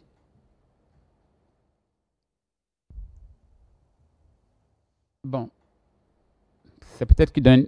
Kamto donne une orientation, et c'est un droit le plus absolu. Nous pouvons apprécier en disant si c'est orienté vers le nord et le candidat de l'UPC est du nord, c'est pas plus mal pour nous. C'est pas plus mal pour nous. Mais sauf que ces deux sont ceux qui ont été le plus interpellés par leurs sympathisants directs et jusqu'ici, ils ne trouvent pas le moyen de s'entendre, malheureusement. Oui, ça se réglera autrement. La machine est un peu grippée, vous savez. Oui, ça se réglera autrement. En réalité, ceux qui sont le plus interpellés, c'est, comment il faut dire, la garde rapprochée du candidat Bello. Démissionner du gouvernement, etc. C'est à eux que les injections sont posées. Les cadres de l'UNDP. Les cadres de l'UNDP, etc. Bon, et s'ils n'obtempèrent pas à un moment, parce qu'au nord, comme on disait, la différence entre 2025 et 92, c'est que les gens sont un peu plus conscients des enjeux, un peu plus engagés, ils sont moins en retrait. Et sans s'en rendre compte, Bello est en train de rendre service à Issa Chiroma. Spontanément, ça se détournera vers l'autre, en disant, mais celui-là est en train de nous tromper. C'est pas plus mal. En fait, ils sont dans une situation maintenant où il faudrait bien qu'ils s'entendent, en fait, en rapprochement. Notre programme, c'est notre programme. Ce que nous voulons, c'est que dans une période transitoire, que les institutions fonctionnent. En fonctionnant, on aura des élections libres et vous verrez. On aura des élections libres et vous verrez, comme on dit, la vérité éclatera. Les acteurs politiques que le peuple choisira à ce moment, ceux qu'on choisira prendrait la présidence. Mais dans un premier temps, ce qu'on veut d'abord, c'est que les institutions fonctionnent, ceux qui sont là sur place. C'est pour ça que nous voulons ces pays de transition, que les institutions fonctionnent. Bon, si M. Kamto a orienté le vote, pour nous, c'est tout bénéfice, c'est un peu plus mauvais. Ça fait vos affaires, mais il y a 11 candidats. Les 9 autres ne seraient pas dans le même état d'esprit que vous. Non, en réalité, là où tous ces candidats doivent travailler, et ça reste un peu la pierre d'achoppement dans chaque camp, c'est cette surveillance du vote. C'est la vraie pierre d'achoppement dans le camp de tous les candidats. Comme on dit, le caillou dans la chaussure de tout le monde, malheureusement. Roland Tsepi, certains observateurs estiment que Maurice Kamto détient, à tort ou à raison, un pouvoir de veto moral sur toute initiative politique majeure. Cela vous semble-t-il sain pour le jeu démocratique? Oui, docteur Itoke, vous dites quelque chose rapidement? Cette question m'intéresse. Je vous en prie. Elle m'intéresse parce que comment expliquez-vous que quelqu'un a été mis hors jeu, mais il reste au centre du débat? M. Macron estime que ce sont les médias qui le gardent. Non, ce n'est pas les médias, puisque les responsables politiques, la majorité sont... Il les reçoit. Il les reçoit. Il discute, il échange. Ça montre qu'en fait, c'est un acteur politique. Et tout à l'heure, M. Macron l'a dit, quand on prend les dernières élections, les deux personnes qui sont venues après le président Biya, c'était le professeur Kamto et Cabral Libi. Donc, le professeur Kamto, qu'on le veuille ou qu'on ne le veuille pas, c'est un mastodonte de la scène politique camerounaise. Et c'est pour ça que sa vision compte. Elle compte énormément. Et nous disons que orienter ainsi, en créant un axe nord, littoral, ouest, nord-ouest, etc., sud-ouest, c'est cool. Maintenant, rentrer un peu dans le centre, etc., c'est là très bien. C'est très, très bien. Roland Tsepi, tout de même, est-ce que cette Kamto-dépendance, je mets cela entre guillemets, est sain pour le jeu démocratique? Je dirais également que je suis un peu embêté. Et surtout quand j'écoute le discours des autres candidats et de tout leur soutien et autres. Je ne sais pas pourquoi ça leur fait autant mal qu'on dise que Kamto a un poids politique. Malheureusement, c'est le cas. Et tant qu'ils n'intégreront pas cela dans leur stratégie, il y a toujours problème quelque part. On ne peut pas passer le temps à faire de la politique de l'Autriche. Ce ne sont pas les médias qui le disent. Ce ne sont même pas les autres partis politiques qui le disent. Le pouvoir en place a même conforté cela en faisant tout pour l'éliminer. Ce n'est pas parce que c'était un papillon comme ça. C'est parce qu'il faut tout faire pour mettre de côté celui qui est le plus redoutable. Et maintenant, les autres partis, je suis d'accord avec ceux qui partent le voir. Parce qu'ils savent très bien qu'il a quelque chose qui peut leur apporter. Étant hors du jeu, il a quelque chose qui peut leur apporter. Ici, on parle aujourd'hui de quoi? De passe d'armes entre les candidats. Et dans les discours que j'écoute sur ce plateau, je ne cesse de ressentir effectivement cette passe d'armes. Chaque fois qu'on fait allusion à un autre parti politique, il faut qu'on trouve la petite bête là-dedans pour dire que non, il est en train de vouloir faire ça. Vous voyez très bien qu'on est très loin de l'objectif commun tant recherché, qui est celui de se mettre ensemble, de mutualiser les énergies pour atteindre un objectif commun. On fait exactement ce qu'on a passé le temps depuis longtemps à faire, c'est-à-dire au lieu d'avoir des partis de l'opposition qui s'opposent au pouvoir en place, on a des partis de l'opposition qui s'opposent entre elles depuis longtemps. On en est là aujourd'hui. Ce qui se passe pour les candidats, c'est ce qui se vit depuis longtemps. Pour ce qui est de la dernière sortie de Maurice Kamto, les interprétations, effectivement, qui sont libres, conforte très bien ce qu'on dit souvent des textes littéraires. Ils sont polysémiques, c'est-à-dire chacun peut y donner un sens. Mais je préfère pour l'instant rester dans ma posture de journaliste et proposer, si vous le permettez, de lire ce texte afin que tous les téléspectateurs qui nous écoutent, tous les auditeurs qui nous écoutent à la radio puissent se faire leur propre idée pour qu'on ne dise pas qu'il y a orientation là. Appel aux candidats en lice pour l'élection prévue le 12 octobre 2025. Depuis la barbarie politique et juridique du 26 juillet et du 5 août dernier, j'observe la scène politique de notre pays, je consulte, j'écoute les acteurs. Nous nous exprimerons bientôt au sujet de l'élection prévue le 12 octobre prochain. En attendant, je voudrais lancer l'appel suivant. Nous sommes à un moment historique où un basculement politique est possible. Si les 11 candidats de l'opposition décidaient de se mettre tous derrière l'un d'entre eux, parmi les plus expérimentés politiquement et dans la gestion de l'État face aux candidats du RDPC, il pourrait s'enclencher une dynamique populaire irrésistible qui rendrait la victoire inéluctable. À défaut d'un alignement derrière un candidat unique, une coalition de plusieurs candidats de poids pourrait susciter un grand espoir et déclencher une dynamique politique comparable. N'inversons donc pas les rôles. La responsabilité politique première est cruciale. Est sur les épaules des candidats et non pas sur les épaules d'un quelconque faiseur de roi, expression qui pourrait flatter l'ego de certains. Chers candidats de l'opposition à l'élection présidentielle prochaine, aidez les Camerounais à vous aider à réussir le changement dans la paix et par les urnes. En clarifiant la situation et en simplifiant le choix des électeurs par une alliance politique qui évite des affrontements entre vous et la dispersion des voix des électeurs qui ont tant soif de changement. Dans cette optique, j'en appelle à la responsabilité particulière des deux valeureux et dignes fils du Cameroun, candidats originaires de la partie septentrionale du pays. J'en appelle à leur patriotisme, à leur sens du devoir et du sacrifice qui leur impose le dépassement et la présence au rendez-vous avec l'histoire. Il ne reste plus beaucoup de temps. Les candidats et leurs équipes respectives peuvent encore tout rattraper en s'activant nuit et jour pour réaliser cet objectif capital pour notre pays. Ils ont là une occasion exceptionnelle de témoigner leur amour pour notre peuple et notre pays. Chers candidats de l'opposition, par le hasard des choses, mais est-ce toujours le hasard? Vous êtes 11, à l'instar d'une équipe de football.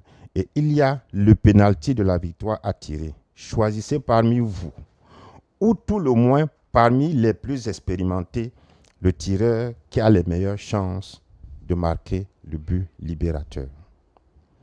Fait à Yaoundé le 17 septembre 2025, Maurice Kamto. Comment on sait qu'on a les meilleures chances alors que chacun des candidats veut aller pour gagner? Quand je livre le texte ici, c'est d'abord pour que tout le monde entende. Et si je peux me permettre une compréhension, c'est qu'effectivement, il est même en train d'essayer de dire ce que Cabral Libi a dit en son temps, comme quoi les aînés, prenez vos responsabilités, montrez l'exemple, entendez-vous, pas pour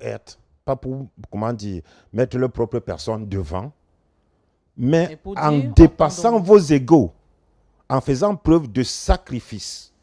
C'est-à-dire qu'ils peuvent complètement se sacrifier, s'effacer et laisser place aux autres.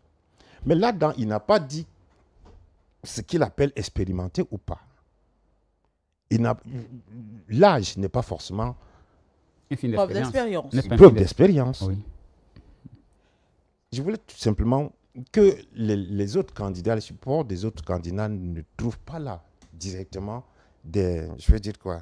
la petite bête, au lieu de s'approprier et regarder ce qui est bon dans cet appel, pour autant qu'on ait le même objectif qui est celui de battre le candidat au pouvoir qui a une très bonne machine, solide, même si elle n'a pas forcément, catholiquement bonne, mais elle a une bonne machine et le système qui est en place. Au-delà de la forme Claver-Kodo, Roland l'a dit, il faut s'intéresser au fond de cette sortie de Maurice Kamto. Kamto, justement, qui rejette l'idée de faiseur de roi. Est-ce une manière de décliner un rôle de leader ou alors simplement d'éviter la polémique? Écoutez, moi, je ne peux pas préjuger de ses motivations. Il a quand même été consulté par de nombreux candidats à cette présidentielle. Il a été consulté par de nombreux candidats parce que c'est un calcul politique, c'est tout. Nous sommes en politique, c'est normal, voyez-vous. Mais nous, au PURS, nous misons davantage sur notre programme politique. Ça, c'est très important pour nous. Nous portons un programme qui doit opérer une rupture totale avec le lait colonial. Le lait colonial matérialisé par le joulatisme, dont les conséquences sont visibles par rapport au drame, à l'impasse dans laquelle se trouve notre pays. Ce qui nous empêche fondamentalement de pouvoir nous détourner de nos objectifs pour ces débats. Écoutez, il y a un camarade de l'opposition qui a fait une sortie, il faut absolument embrasser son propos. Non, pas du tout. Parce que nous avons un électorat, nous avons une certaine population qui nous suit et que nous n'allons jamais trahir. Parce que notre objectif, c'est de sortir le Cameroun de l'impasse idéologique. La politique, c'est d'abord l'idéologie. La politique, ce n'est pas les alliances, comment vous appelez, les coalitions. Moi, je considère une coalition comme ce que nous vivons depuis 65 ans. Mais elles ne sont pas négligeables. Mais je vais vous expliquer pourquoi je l'ai dit. D'accord. Je considère les coalitions comme ce que nous vivons depuis 65 ans. C'est-à-dire, les gens ont fait du Cameroun un gâteau national qu'ils doivent se partager. C'est ça qui fait la force du régime actuel. Parce qu'ils partagent, même si les autres ne font rien, comme quand vous voyez le bilan de ce régime, il est catastrophique. Mais il n'a pas mangé seul. Il a partagé avec pratiquement les Camerounais de tous les horizons, pas de toutes les régions. Mais c'est si aujourd'hui se dit, bon, nous ne sommes pas comptables, nous ne sommes pas comptables de la situation dans laquelle c'est de la fourberie, c'est de la duperie, ce n'est pas normal. Tous ceux qui ont participé, qui ont mangé avec le président Paul Biya, doivent être comptables, sont comptables du marasme dans lequel nous nous trouvons. Il faut éviter le faux fiant. Alors, quand le professeur Maurice Kamto parle des candidats expérimentés en vol, en détournement des deniers publics ou en médiocrité, oui, mais posons-nous la question de manière sincère et fondamentale. Nous sommes en politique, c'est probablement. Nous sommes en politique, mais la politique, ce n'est pas l'esbrouf. Je suis désolé. La politique, c'est d'abord, il y a quand même de l'éthique, il y a de l'élégance, il y a même la morale. La politique, ce n'est pas embrouiller les masses critiques à travers je sais pas, des théories ou alors n'importe quoi. Je pense qu'au sein du PURS, nous sommes preneurs de de tout programme politique avec qui peut converger avec notre idéologie. Notre idéologie est une idéologie strictement panafricaniste, souverainiste, qui pourrait à terme déboucher sur l'indépendance totale du Cameroun, parce que le Cameroun est loin d'être un pays indépendant. Et c'est ce discours-là que nous voulons passer auprès de nos électeurs potentiels. C'est ce que nous sommes en train de faire. Quand on parle de la protection du vote, nous sommes très avancés. C'est un chantier sur lequel nous sommes depuis des mois. Il faut 90 000 scrutateurs et représentants dans les 32 000 bureaux de vote. Il faut impérativement. Mon confrère de PCN a évoqué cet aspect. C'est 32 000 bureaux de vote. Si vous ne protégez pas vos votes, ne rêvez pas. Ne rêvez pas. Il faut au moins trouver un dispositif pour pouvoir les surveiller. Il faut 90 000 personnes. Et ça, normalement, dans le cadre d'une alliance, c'est un facteur qui aurait dû être mis sur la table. Malheureusement, comme on le disait, je le disais d'entrée de jeu, pour surmonter les égos, démesurés, c'est extrêmement difficile. On va refermer la parenthèse Kamto avec le docteur Itoké et vous, Macon. D'abord avec vous, Macon. Maurice Kamto est-il toujours une figure de référence dans le camp de l'opposition, ou alors son absence de candidature affaiblit-elle sa voix dans ce débat? Écoutez, madame, je suis encore là par respect pour les téléspectateurs. Je suis porte-parole d'un candidat à l'élection présidentielle. L'élection a lieu dans moins d'un mois. Je ne viens pas sur un plateau pour qu'on me lise in extenso la déclaration d'un candidat recalé pour qu'on y fasse du sophisme, une analyse qui n'est pas tout à fait claire. Même si vous n'avez pas fait le CP. Lorsque quelqu'un dit dans son discours, candidat, choisir l'un parmi vous des candidats expérimentés politiquement et dans la gestion des affaires de l'État. Alors lorsqu'on dit, choisissez parmi vous 11, un candidat expérimenté politiquement et dans la gestion des affaires de l'État. Vous pensez que ceux qui suivent sont bêtes, ils ne savent pas à qui on fait référence? Alors, moi, je ne suis pas là pour commenter ce genre de choses. Nous disons aux Camerounais qu'il est important que chacun sache que l'élection du 12 octobre 2025 se joue sur la responsabilité individuelle. Elle se joue sur la surveillance du vote.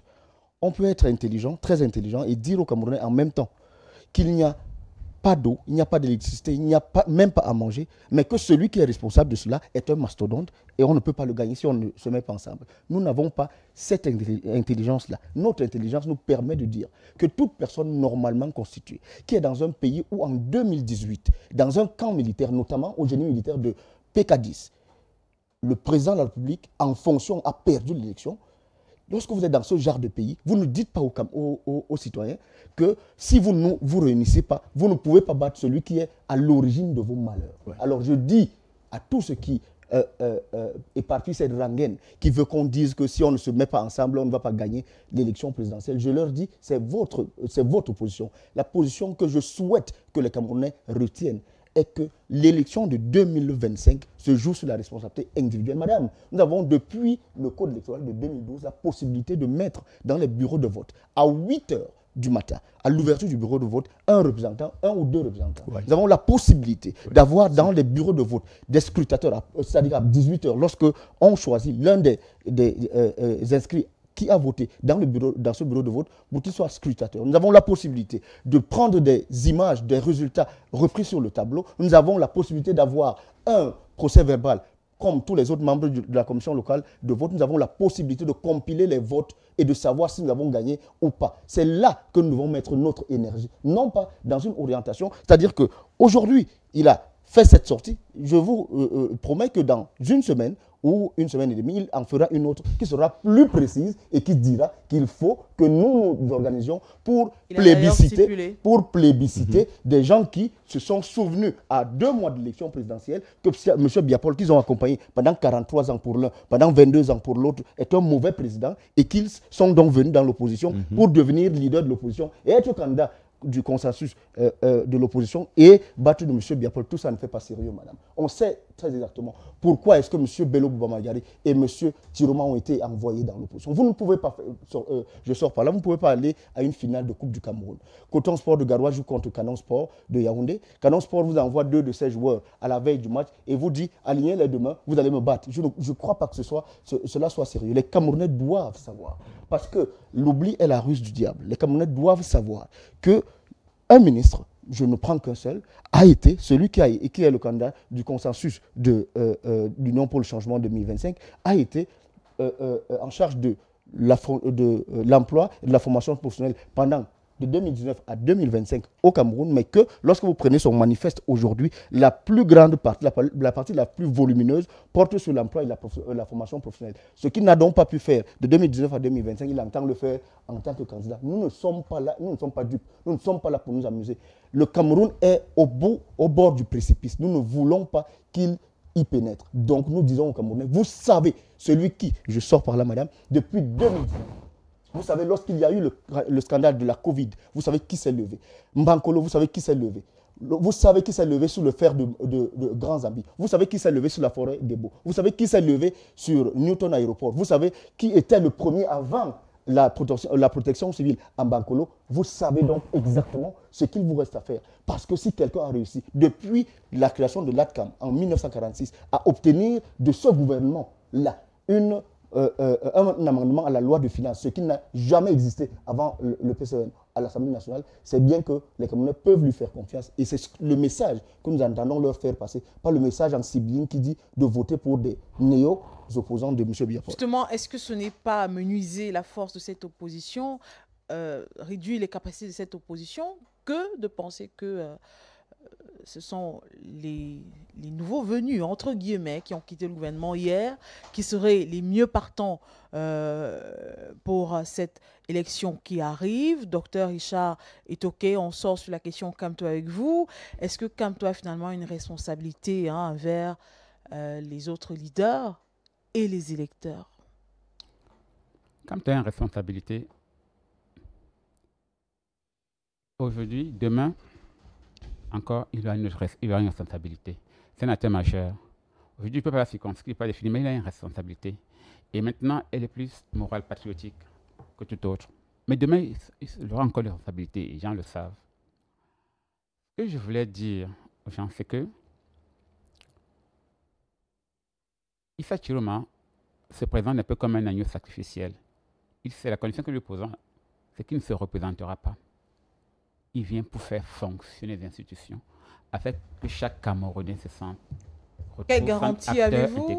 N'êtes-vous pas en train de faire tout simplement je ne vais pas dire la promotion du candidat qui est accepté? Docteur, vous pouvez me donner 30 secondes sur votre temps de parole? Juste 30 secondes, s'il vous plaît. Est-ce que vous pourriez me donner 30 secondes, s'il vous plaît? C'est moi qui donne la parole, d'accord? Oui. L'aîné ne va pas me refuser ces 30 secondes, je suis sûr. C'est moi qui donne la parole, d'accord, rapidement. Alors, monsieur Issa Chiroma Bakary a dit aux Camerounais que l'une des raisons pour lesquelles, il l'a dit dans sa très longue lettre, que l'une des raisons pour lesquelles il a quitté le gouvernement de M. Biapol pour se retrouver dans l'opposition, c'est qu'il ne voit plus M. Biapol. Alors je pose une question à M. Etouké. Imaginez que nous soyons le 10 octobre 2025 et que M. Biapol invite M. Issa Chiroma à la présidence de la République. Qu'est-ce qui vous fait croire que ce qu'il a fait par 4 fois, aller-retour, il ne le fera plus? C'était juste une question. Mais c'est pas compliqué. Vous n'êtes pas tenu de répondre à la question. Non, oui, je sais. C'est moi qui pose des questions. Ah, d'accord, ok, allez-y. Non, allez-y. Non, rappelez votre question, il a oublié. Je dis que c'est pas compliqué. Hein. Je parlais de la responsabilité de Camto par rapport aux autres leaders de l'opposition et par rapport aux électeurs également. Il a une responsabilité devant l'histoire. Il le sait lui-même, il est conscient et il agira de manière intelligente. Je l'ai rencontré, il sait qu'il est très intelligent et il a la bonne mesure des choses. La bonne mesure des choses. Non, monsieur Issa respectera l'engagement. Il respectera ses engagements. Nous en avons la certitude.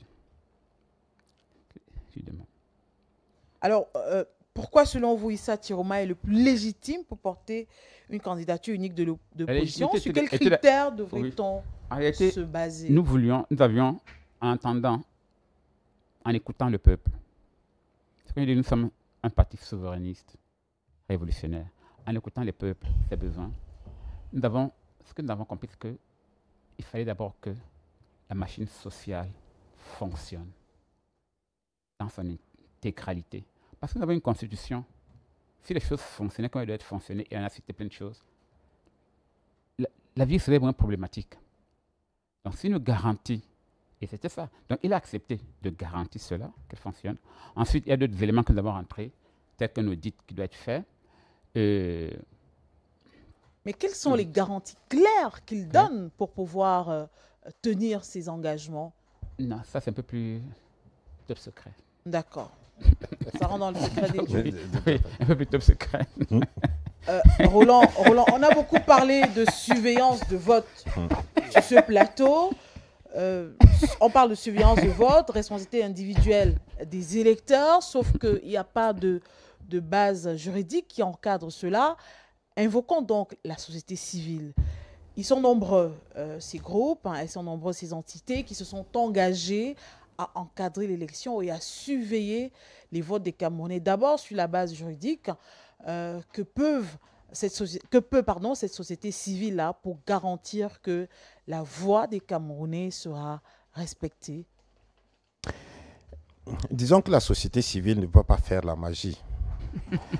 Elle ne va pas devenir magicienne, le roi à la place des rois. Ce sont les candidats aujourd'hui qui fixent le cap. Nous le disons très bien.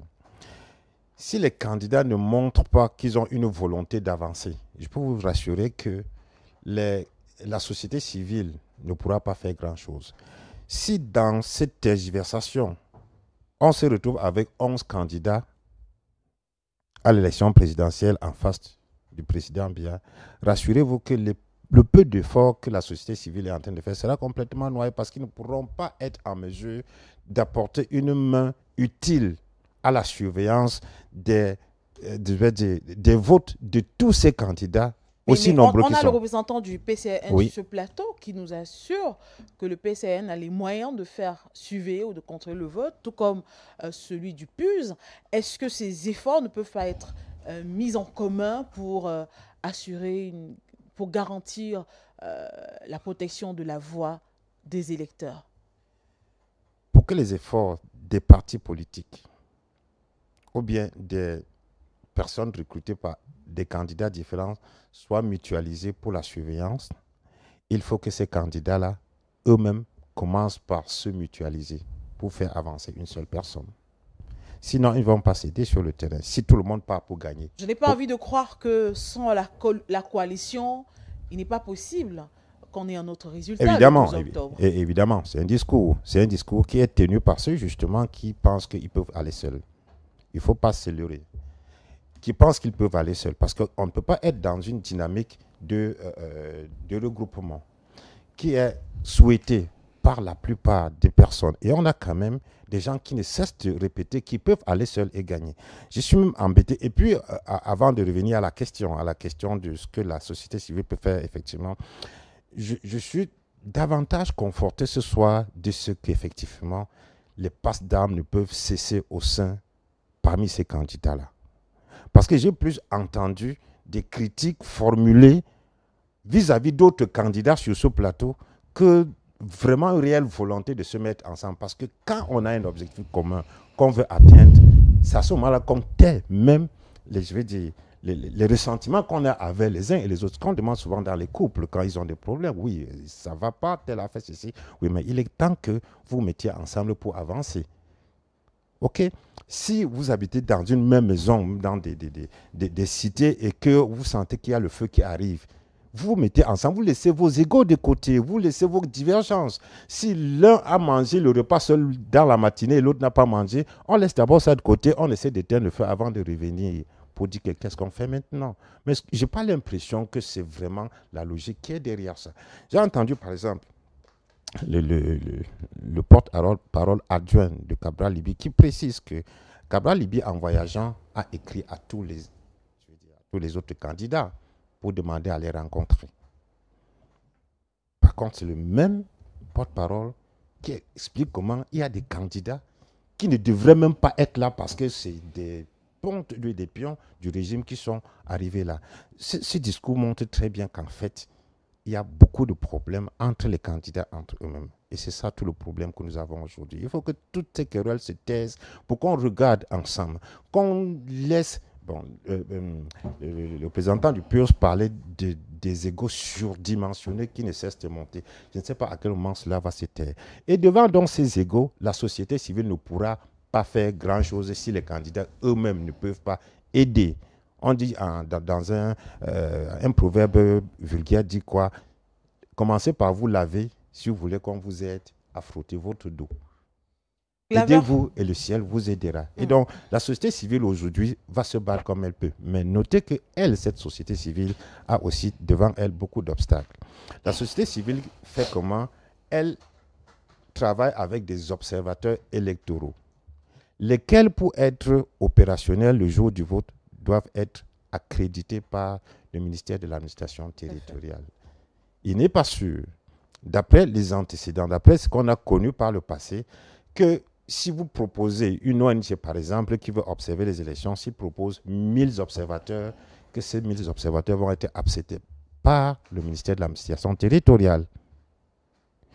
On a eu des plaintes de certaines ONG par le passé qui ont proposé des observateurs au MINAT qui a complètement rejeté.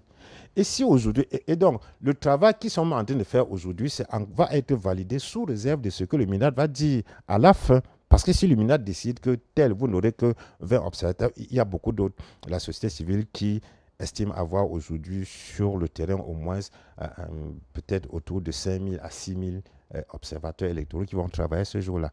Mais pour qu'ils fassent effectivement le travail de l'observateur électoral, c'est-à-dire celui qui est habilité à entrer dans un bureau de vote, regardez ce qui est en train de se passer tout le monde, il faut qu'il soit accrédité, il faut qu'il y ait un badge donné par le ministère de l'administration territoriale. Ça veut dire que si le MINAT refuse, eux aussi ne pourront. Et en troisième larron qu'on n'a pas beaucoup évoqué, c'est l'ONU. Oui, mais d'une certaine manière, aura peut-être son œil sur cette élection. Mais quelle crédibilité est-ce qu'on peut lui accorder à cette ONU? Un manque absolu de souveraineté, vraiment. C'est un peu compliqué tout ça. Claver Kodo, quel rôle, d'après vous, la société civile peut jouer si on suppose que la coalition est en train de prendre la route de l'échec. Que peut la société civile pour garantir que malgré tout, le vote, la décision des urnes sera respectée? La société civile devrait jouer un rôle important, mais maintenant, faudrait-il que celle-ci soit aussi indépendante? Mais nous savons par expérience que certaines organisations de la société civile sont dépendantes des financements étrangers. Ça, c'est une réalité. Il ne faut pas occulter cela. C'est pour ça que je continue à interpeller la responsabilité des partis politiques. Est-ce que si on s'appuie sur ce qu'on appelait les passes d'armes, trouver des défauts aux uns et aux autres, finalement, est-ce que l'objectif visé est le même pour tous? L'objectif visé, c'est surveiller son vote. Et nous, je pense qu'à la suite des années passées, nous avons fait de cet objectif, de cette surveillance du vote, l'une de nos priorités. On a même fait des calculs déjà. Il faut 90 000, puisque la loi ne nous interdit pas d'avoir des scrutateurs et des représentants. Il y a 32 000 bureaux de vote au Cameroun. Chaque bureau devrait avoir en moyenne 2, sinon 3 personnes. Donc, scrutateurs plus représentants. Et ça vous fait, si vous payez 15 000 francs par l'une des personnes mobilisées pour la motiver, parce que le parti au pouvoir le fait. On ne sait pas combien ils payent, mais il ne faut pas exposer ces collaborateurs-là à commander le pain sardine auprès des représentants du RDPC. Si vous donnez 15 000, ça va chercher presque à 1 milliard 200, 300 millions. 350. Oui. 1 milliard 350. 350 millions pour couvrir toute l'étendue du territoire national et même la diaspora. Et c'est là où va se jouer les résultats de vote. Parce que si le RDPC n'arrive pas à falsifier les résultats, si vous êtes physiquement présent, il y a de fortes chances que le vote, le rendu, soit relativement authentique. Et c'est là au-delà de tout ce que l'on peut dire. C'est sur ce plan-là que tous les partis engagés dans cette course devraient se concentrer. Nous avons fait de ça l'un de nos principaux chevaux de bataille et nous sommes concentrés. C'est pourquoi on évite de nous laisser distraire.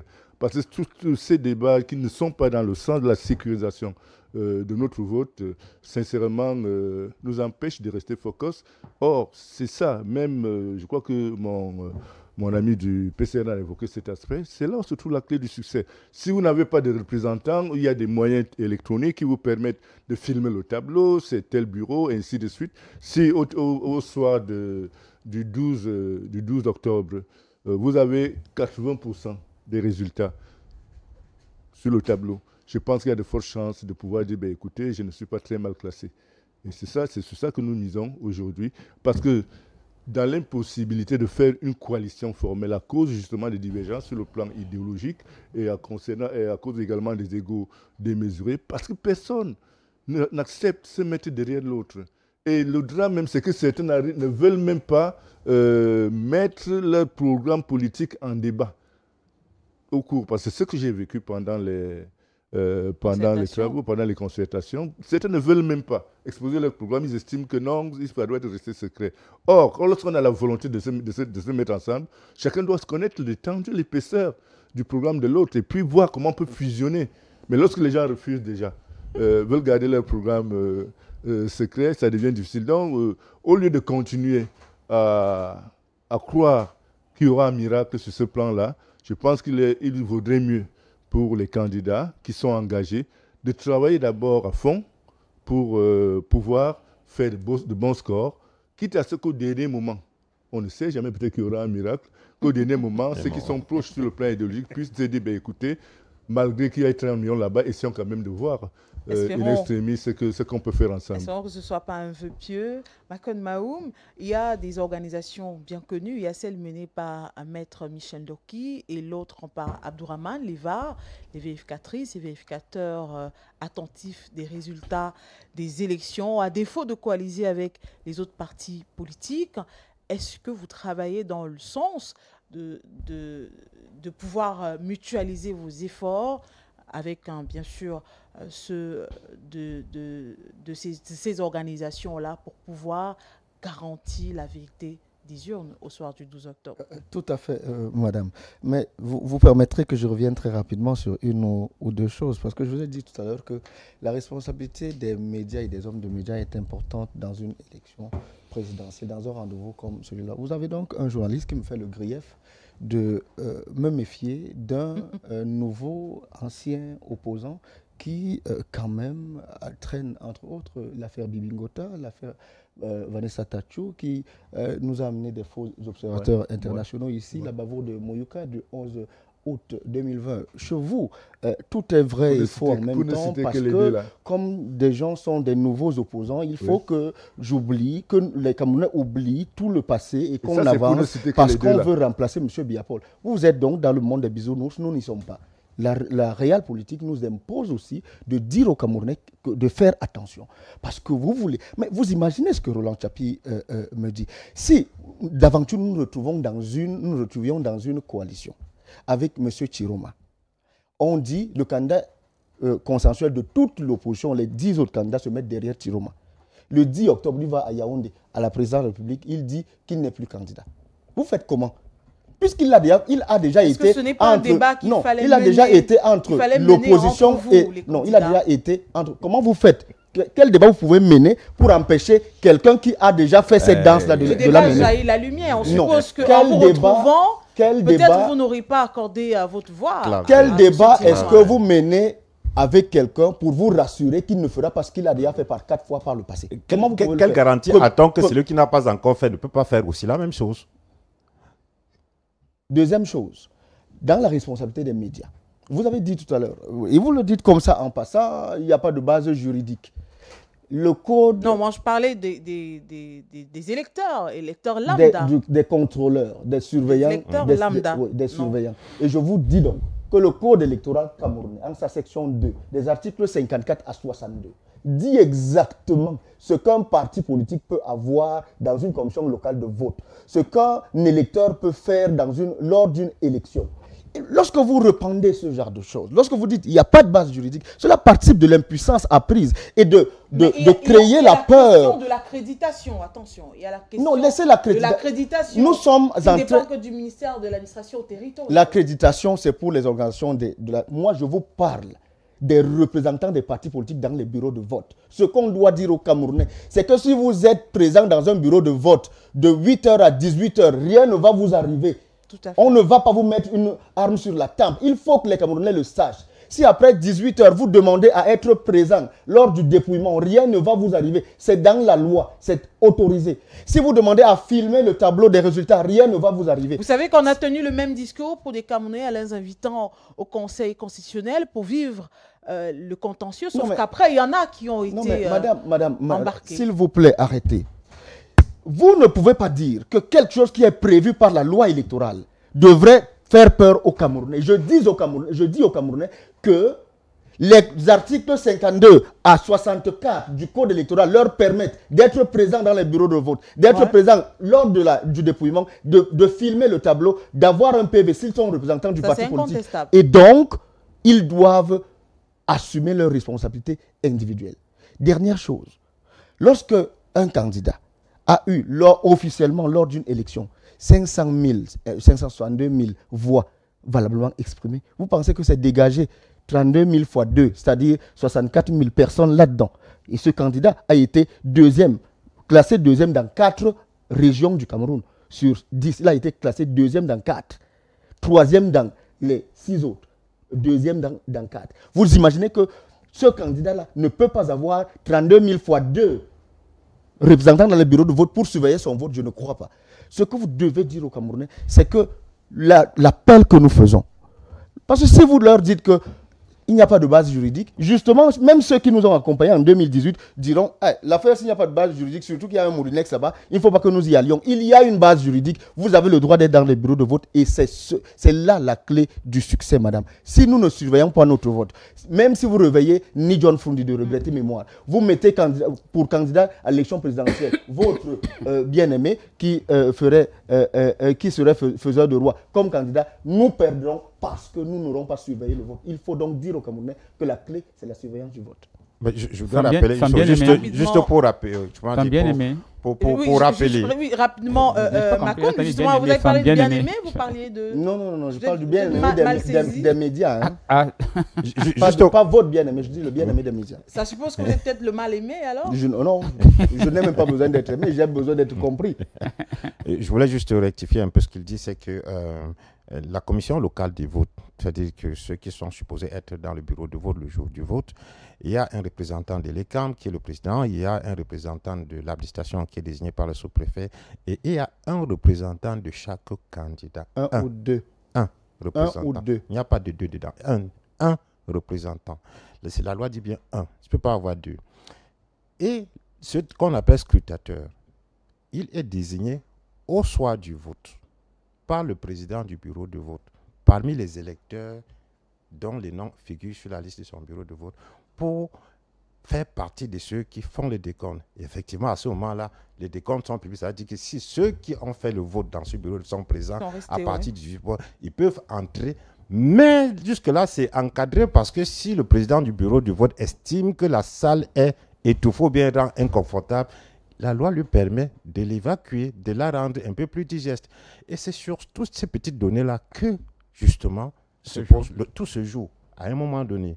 Donc, je suis en train de dire que surveillance du vote, oui, mais les partis politiques ne peuvent pas surestimer le nombre de personnes qui... Non, ça ne serait pas possible. Ce n'est pas possible. Donc, il y a un représentant de chaque parti. Hein? J'insiste pour dire, on va lire la loi. Un représentant de chaque parti politique. Et je veux comprendre la moralité de ce que vous dites, Roland Tapi, c'est quoi? La moralité. Qu'est-ce que vous voulez dire au Cameroun? La moralité, c'est pour dire tout simplement que la surveillance du bureau de... Parce que vous êtes en train de dire que les candidats sont en train de vouloir avoir 2 à 3 personnes dans le bureau de vote. Non, je ne l'ai pas dit. Je ne l'ai pas dit. Je n'ai pas dit qu'il faut avoir 2 ou 3 personnes dans le bureau de vote. Si on est tous d'accord que la commission locale des votes... Monsieur Macron estime que la surveillance peut être populaire. C'est-à-dire que tous ceux qui ont voté peuvent surveiller le vote. Sauf qu'effectivement, tout le long de la journée, comme il était en train effectivement de dire également que quelqu'un peut rester dans la salle, dans le bureau de vote toute la journée. Mais pas tout le monde. Non, je ne l'ai pas dit, Roland. Pas tout le monde. Vous n'avez pas bien compris. Je n'ai pas demandé que tout le monde reste dans le bureau de vote. Bon, ça, ce n'est pas possible. Que tout le monde... Un bureau de vote a 500 représentants. Le plus souvent, c'est dans une salle de classe. Comment est-ce qu'on fait pour mettre 500 personnes dedans? Moi, je ne peux pas imaginer qu'on mettrait 500 personnes dedans. Ce que je dis, c'est que ces gens-là peuvent... Non, je ne rectifie rien du tout. Vous ne m'avez pas entendu. Vous ne m'avez pas compris. Je dis que vous pouvez aller voter, vous rentrez chez vous, vous reposez, à 18h, vous vous présentez là où vous avez voté pour surveiller le vote. Sauf que quelque part, tu disais, quelqu'un peut rester dans la salle toute la journée, rien ne lui arrivera. Je crois que, c'est ce que j'ai dit, c'est ce que vous avez compris, tant mieux. Cher messieurs, je crois que vous ne vous êtes pas compris. Permettez, nous sortons de ce débat avec le docteur Richard Etoquet. Il n'y a que cette coalition est en train d'aller, on peut le constater malheureusement, vers l'échec. Et d'après vous, quelles peuvent en être les conséquences sur l'alternance politique au Cameroun? Je dis que la coalition est allée vers l'échec.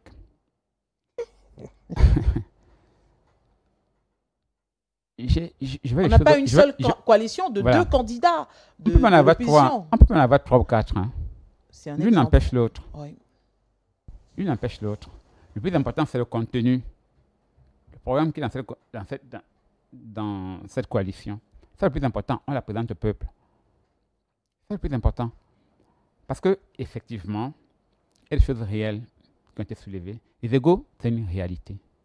Dans un contexte d'aliénation qui est le nôtre.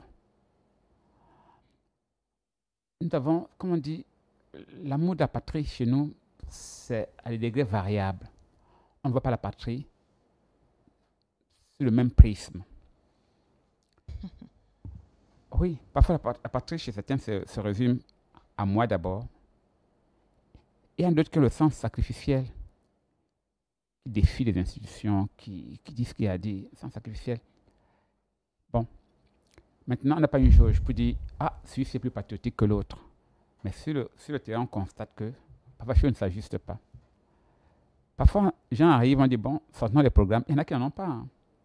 Ils disent qu'ils ne donnent pas le programme, juste au fond, parce qu'ils n'en ont pas. Est-ce qu'il y a un programme commun via Mesgo? Mais il y a des partis qui ont travaillé et qui ont un programme. Et qui le présenteront. Donc, il y a plein de facteurs qui font que une coalition en tant que telle n'existe pas. Maintenant, il faut se dire que sur le plan politique, une candidature unie de l'opposition n'est pas la panacée. Elle n'a jamais existé. Elle n'a pas existé. Et à ce moment même, ça ne rend pas compte de ce qu'est une démocratie. La démocratie, c'est les partis politiques, c'est des sensibilités différentes qui doivent s'exprimer, des visions de la société.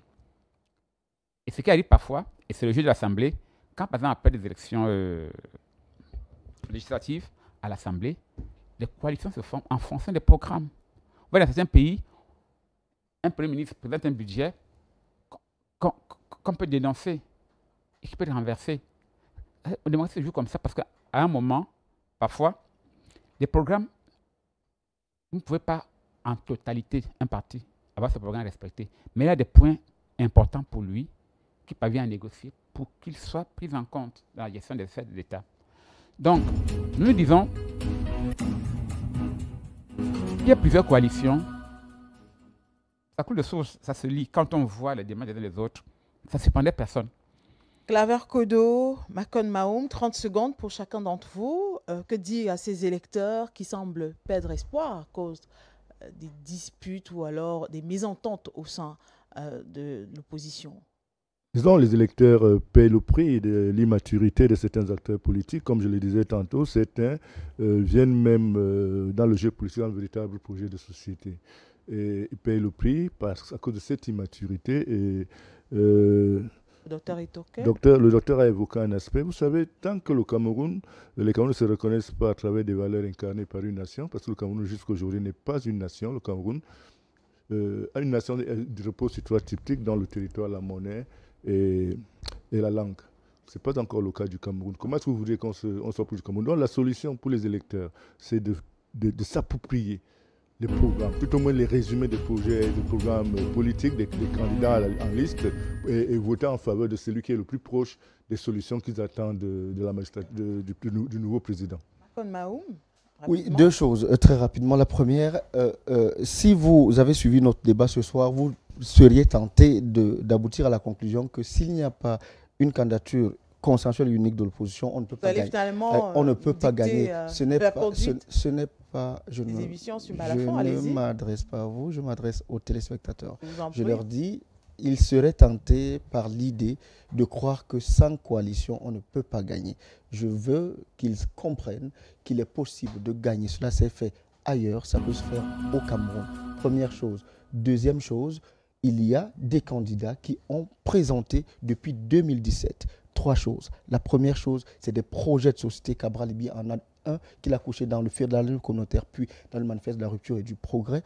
Donc, son programme de société n'est pas Bia Must Go. Il a un programme bien connu. Il a un bilan, un passif et des actifs. Il est à l'Assemblée nationale. Il a des conseils municipaux qu'il gère avec les résultats que l'on connaît. Donc, on peut lui faire confiance.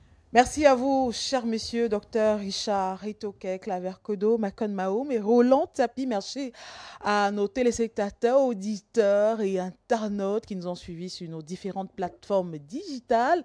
Tribune présidentielle rentre en gare. Nous vous souhaitons de passer une agréable fin de soirée en compagnie de Balafon Télévision.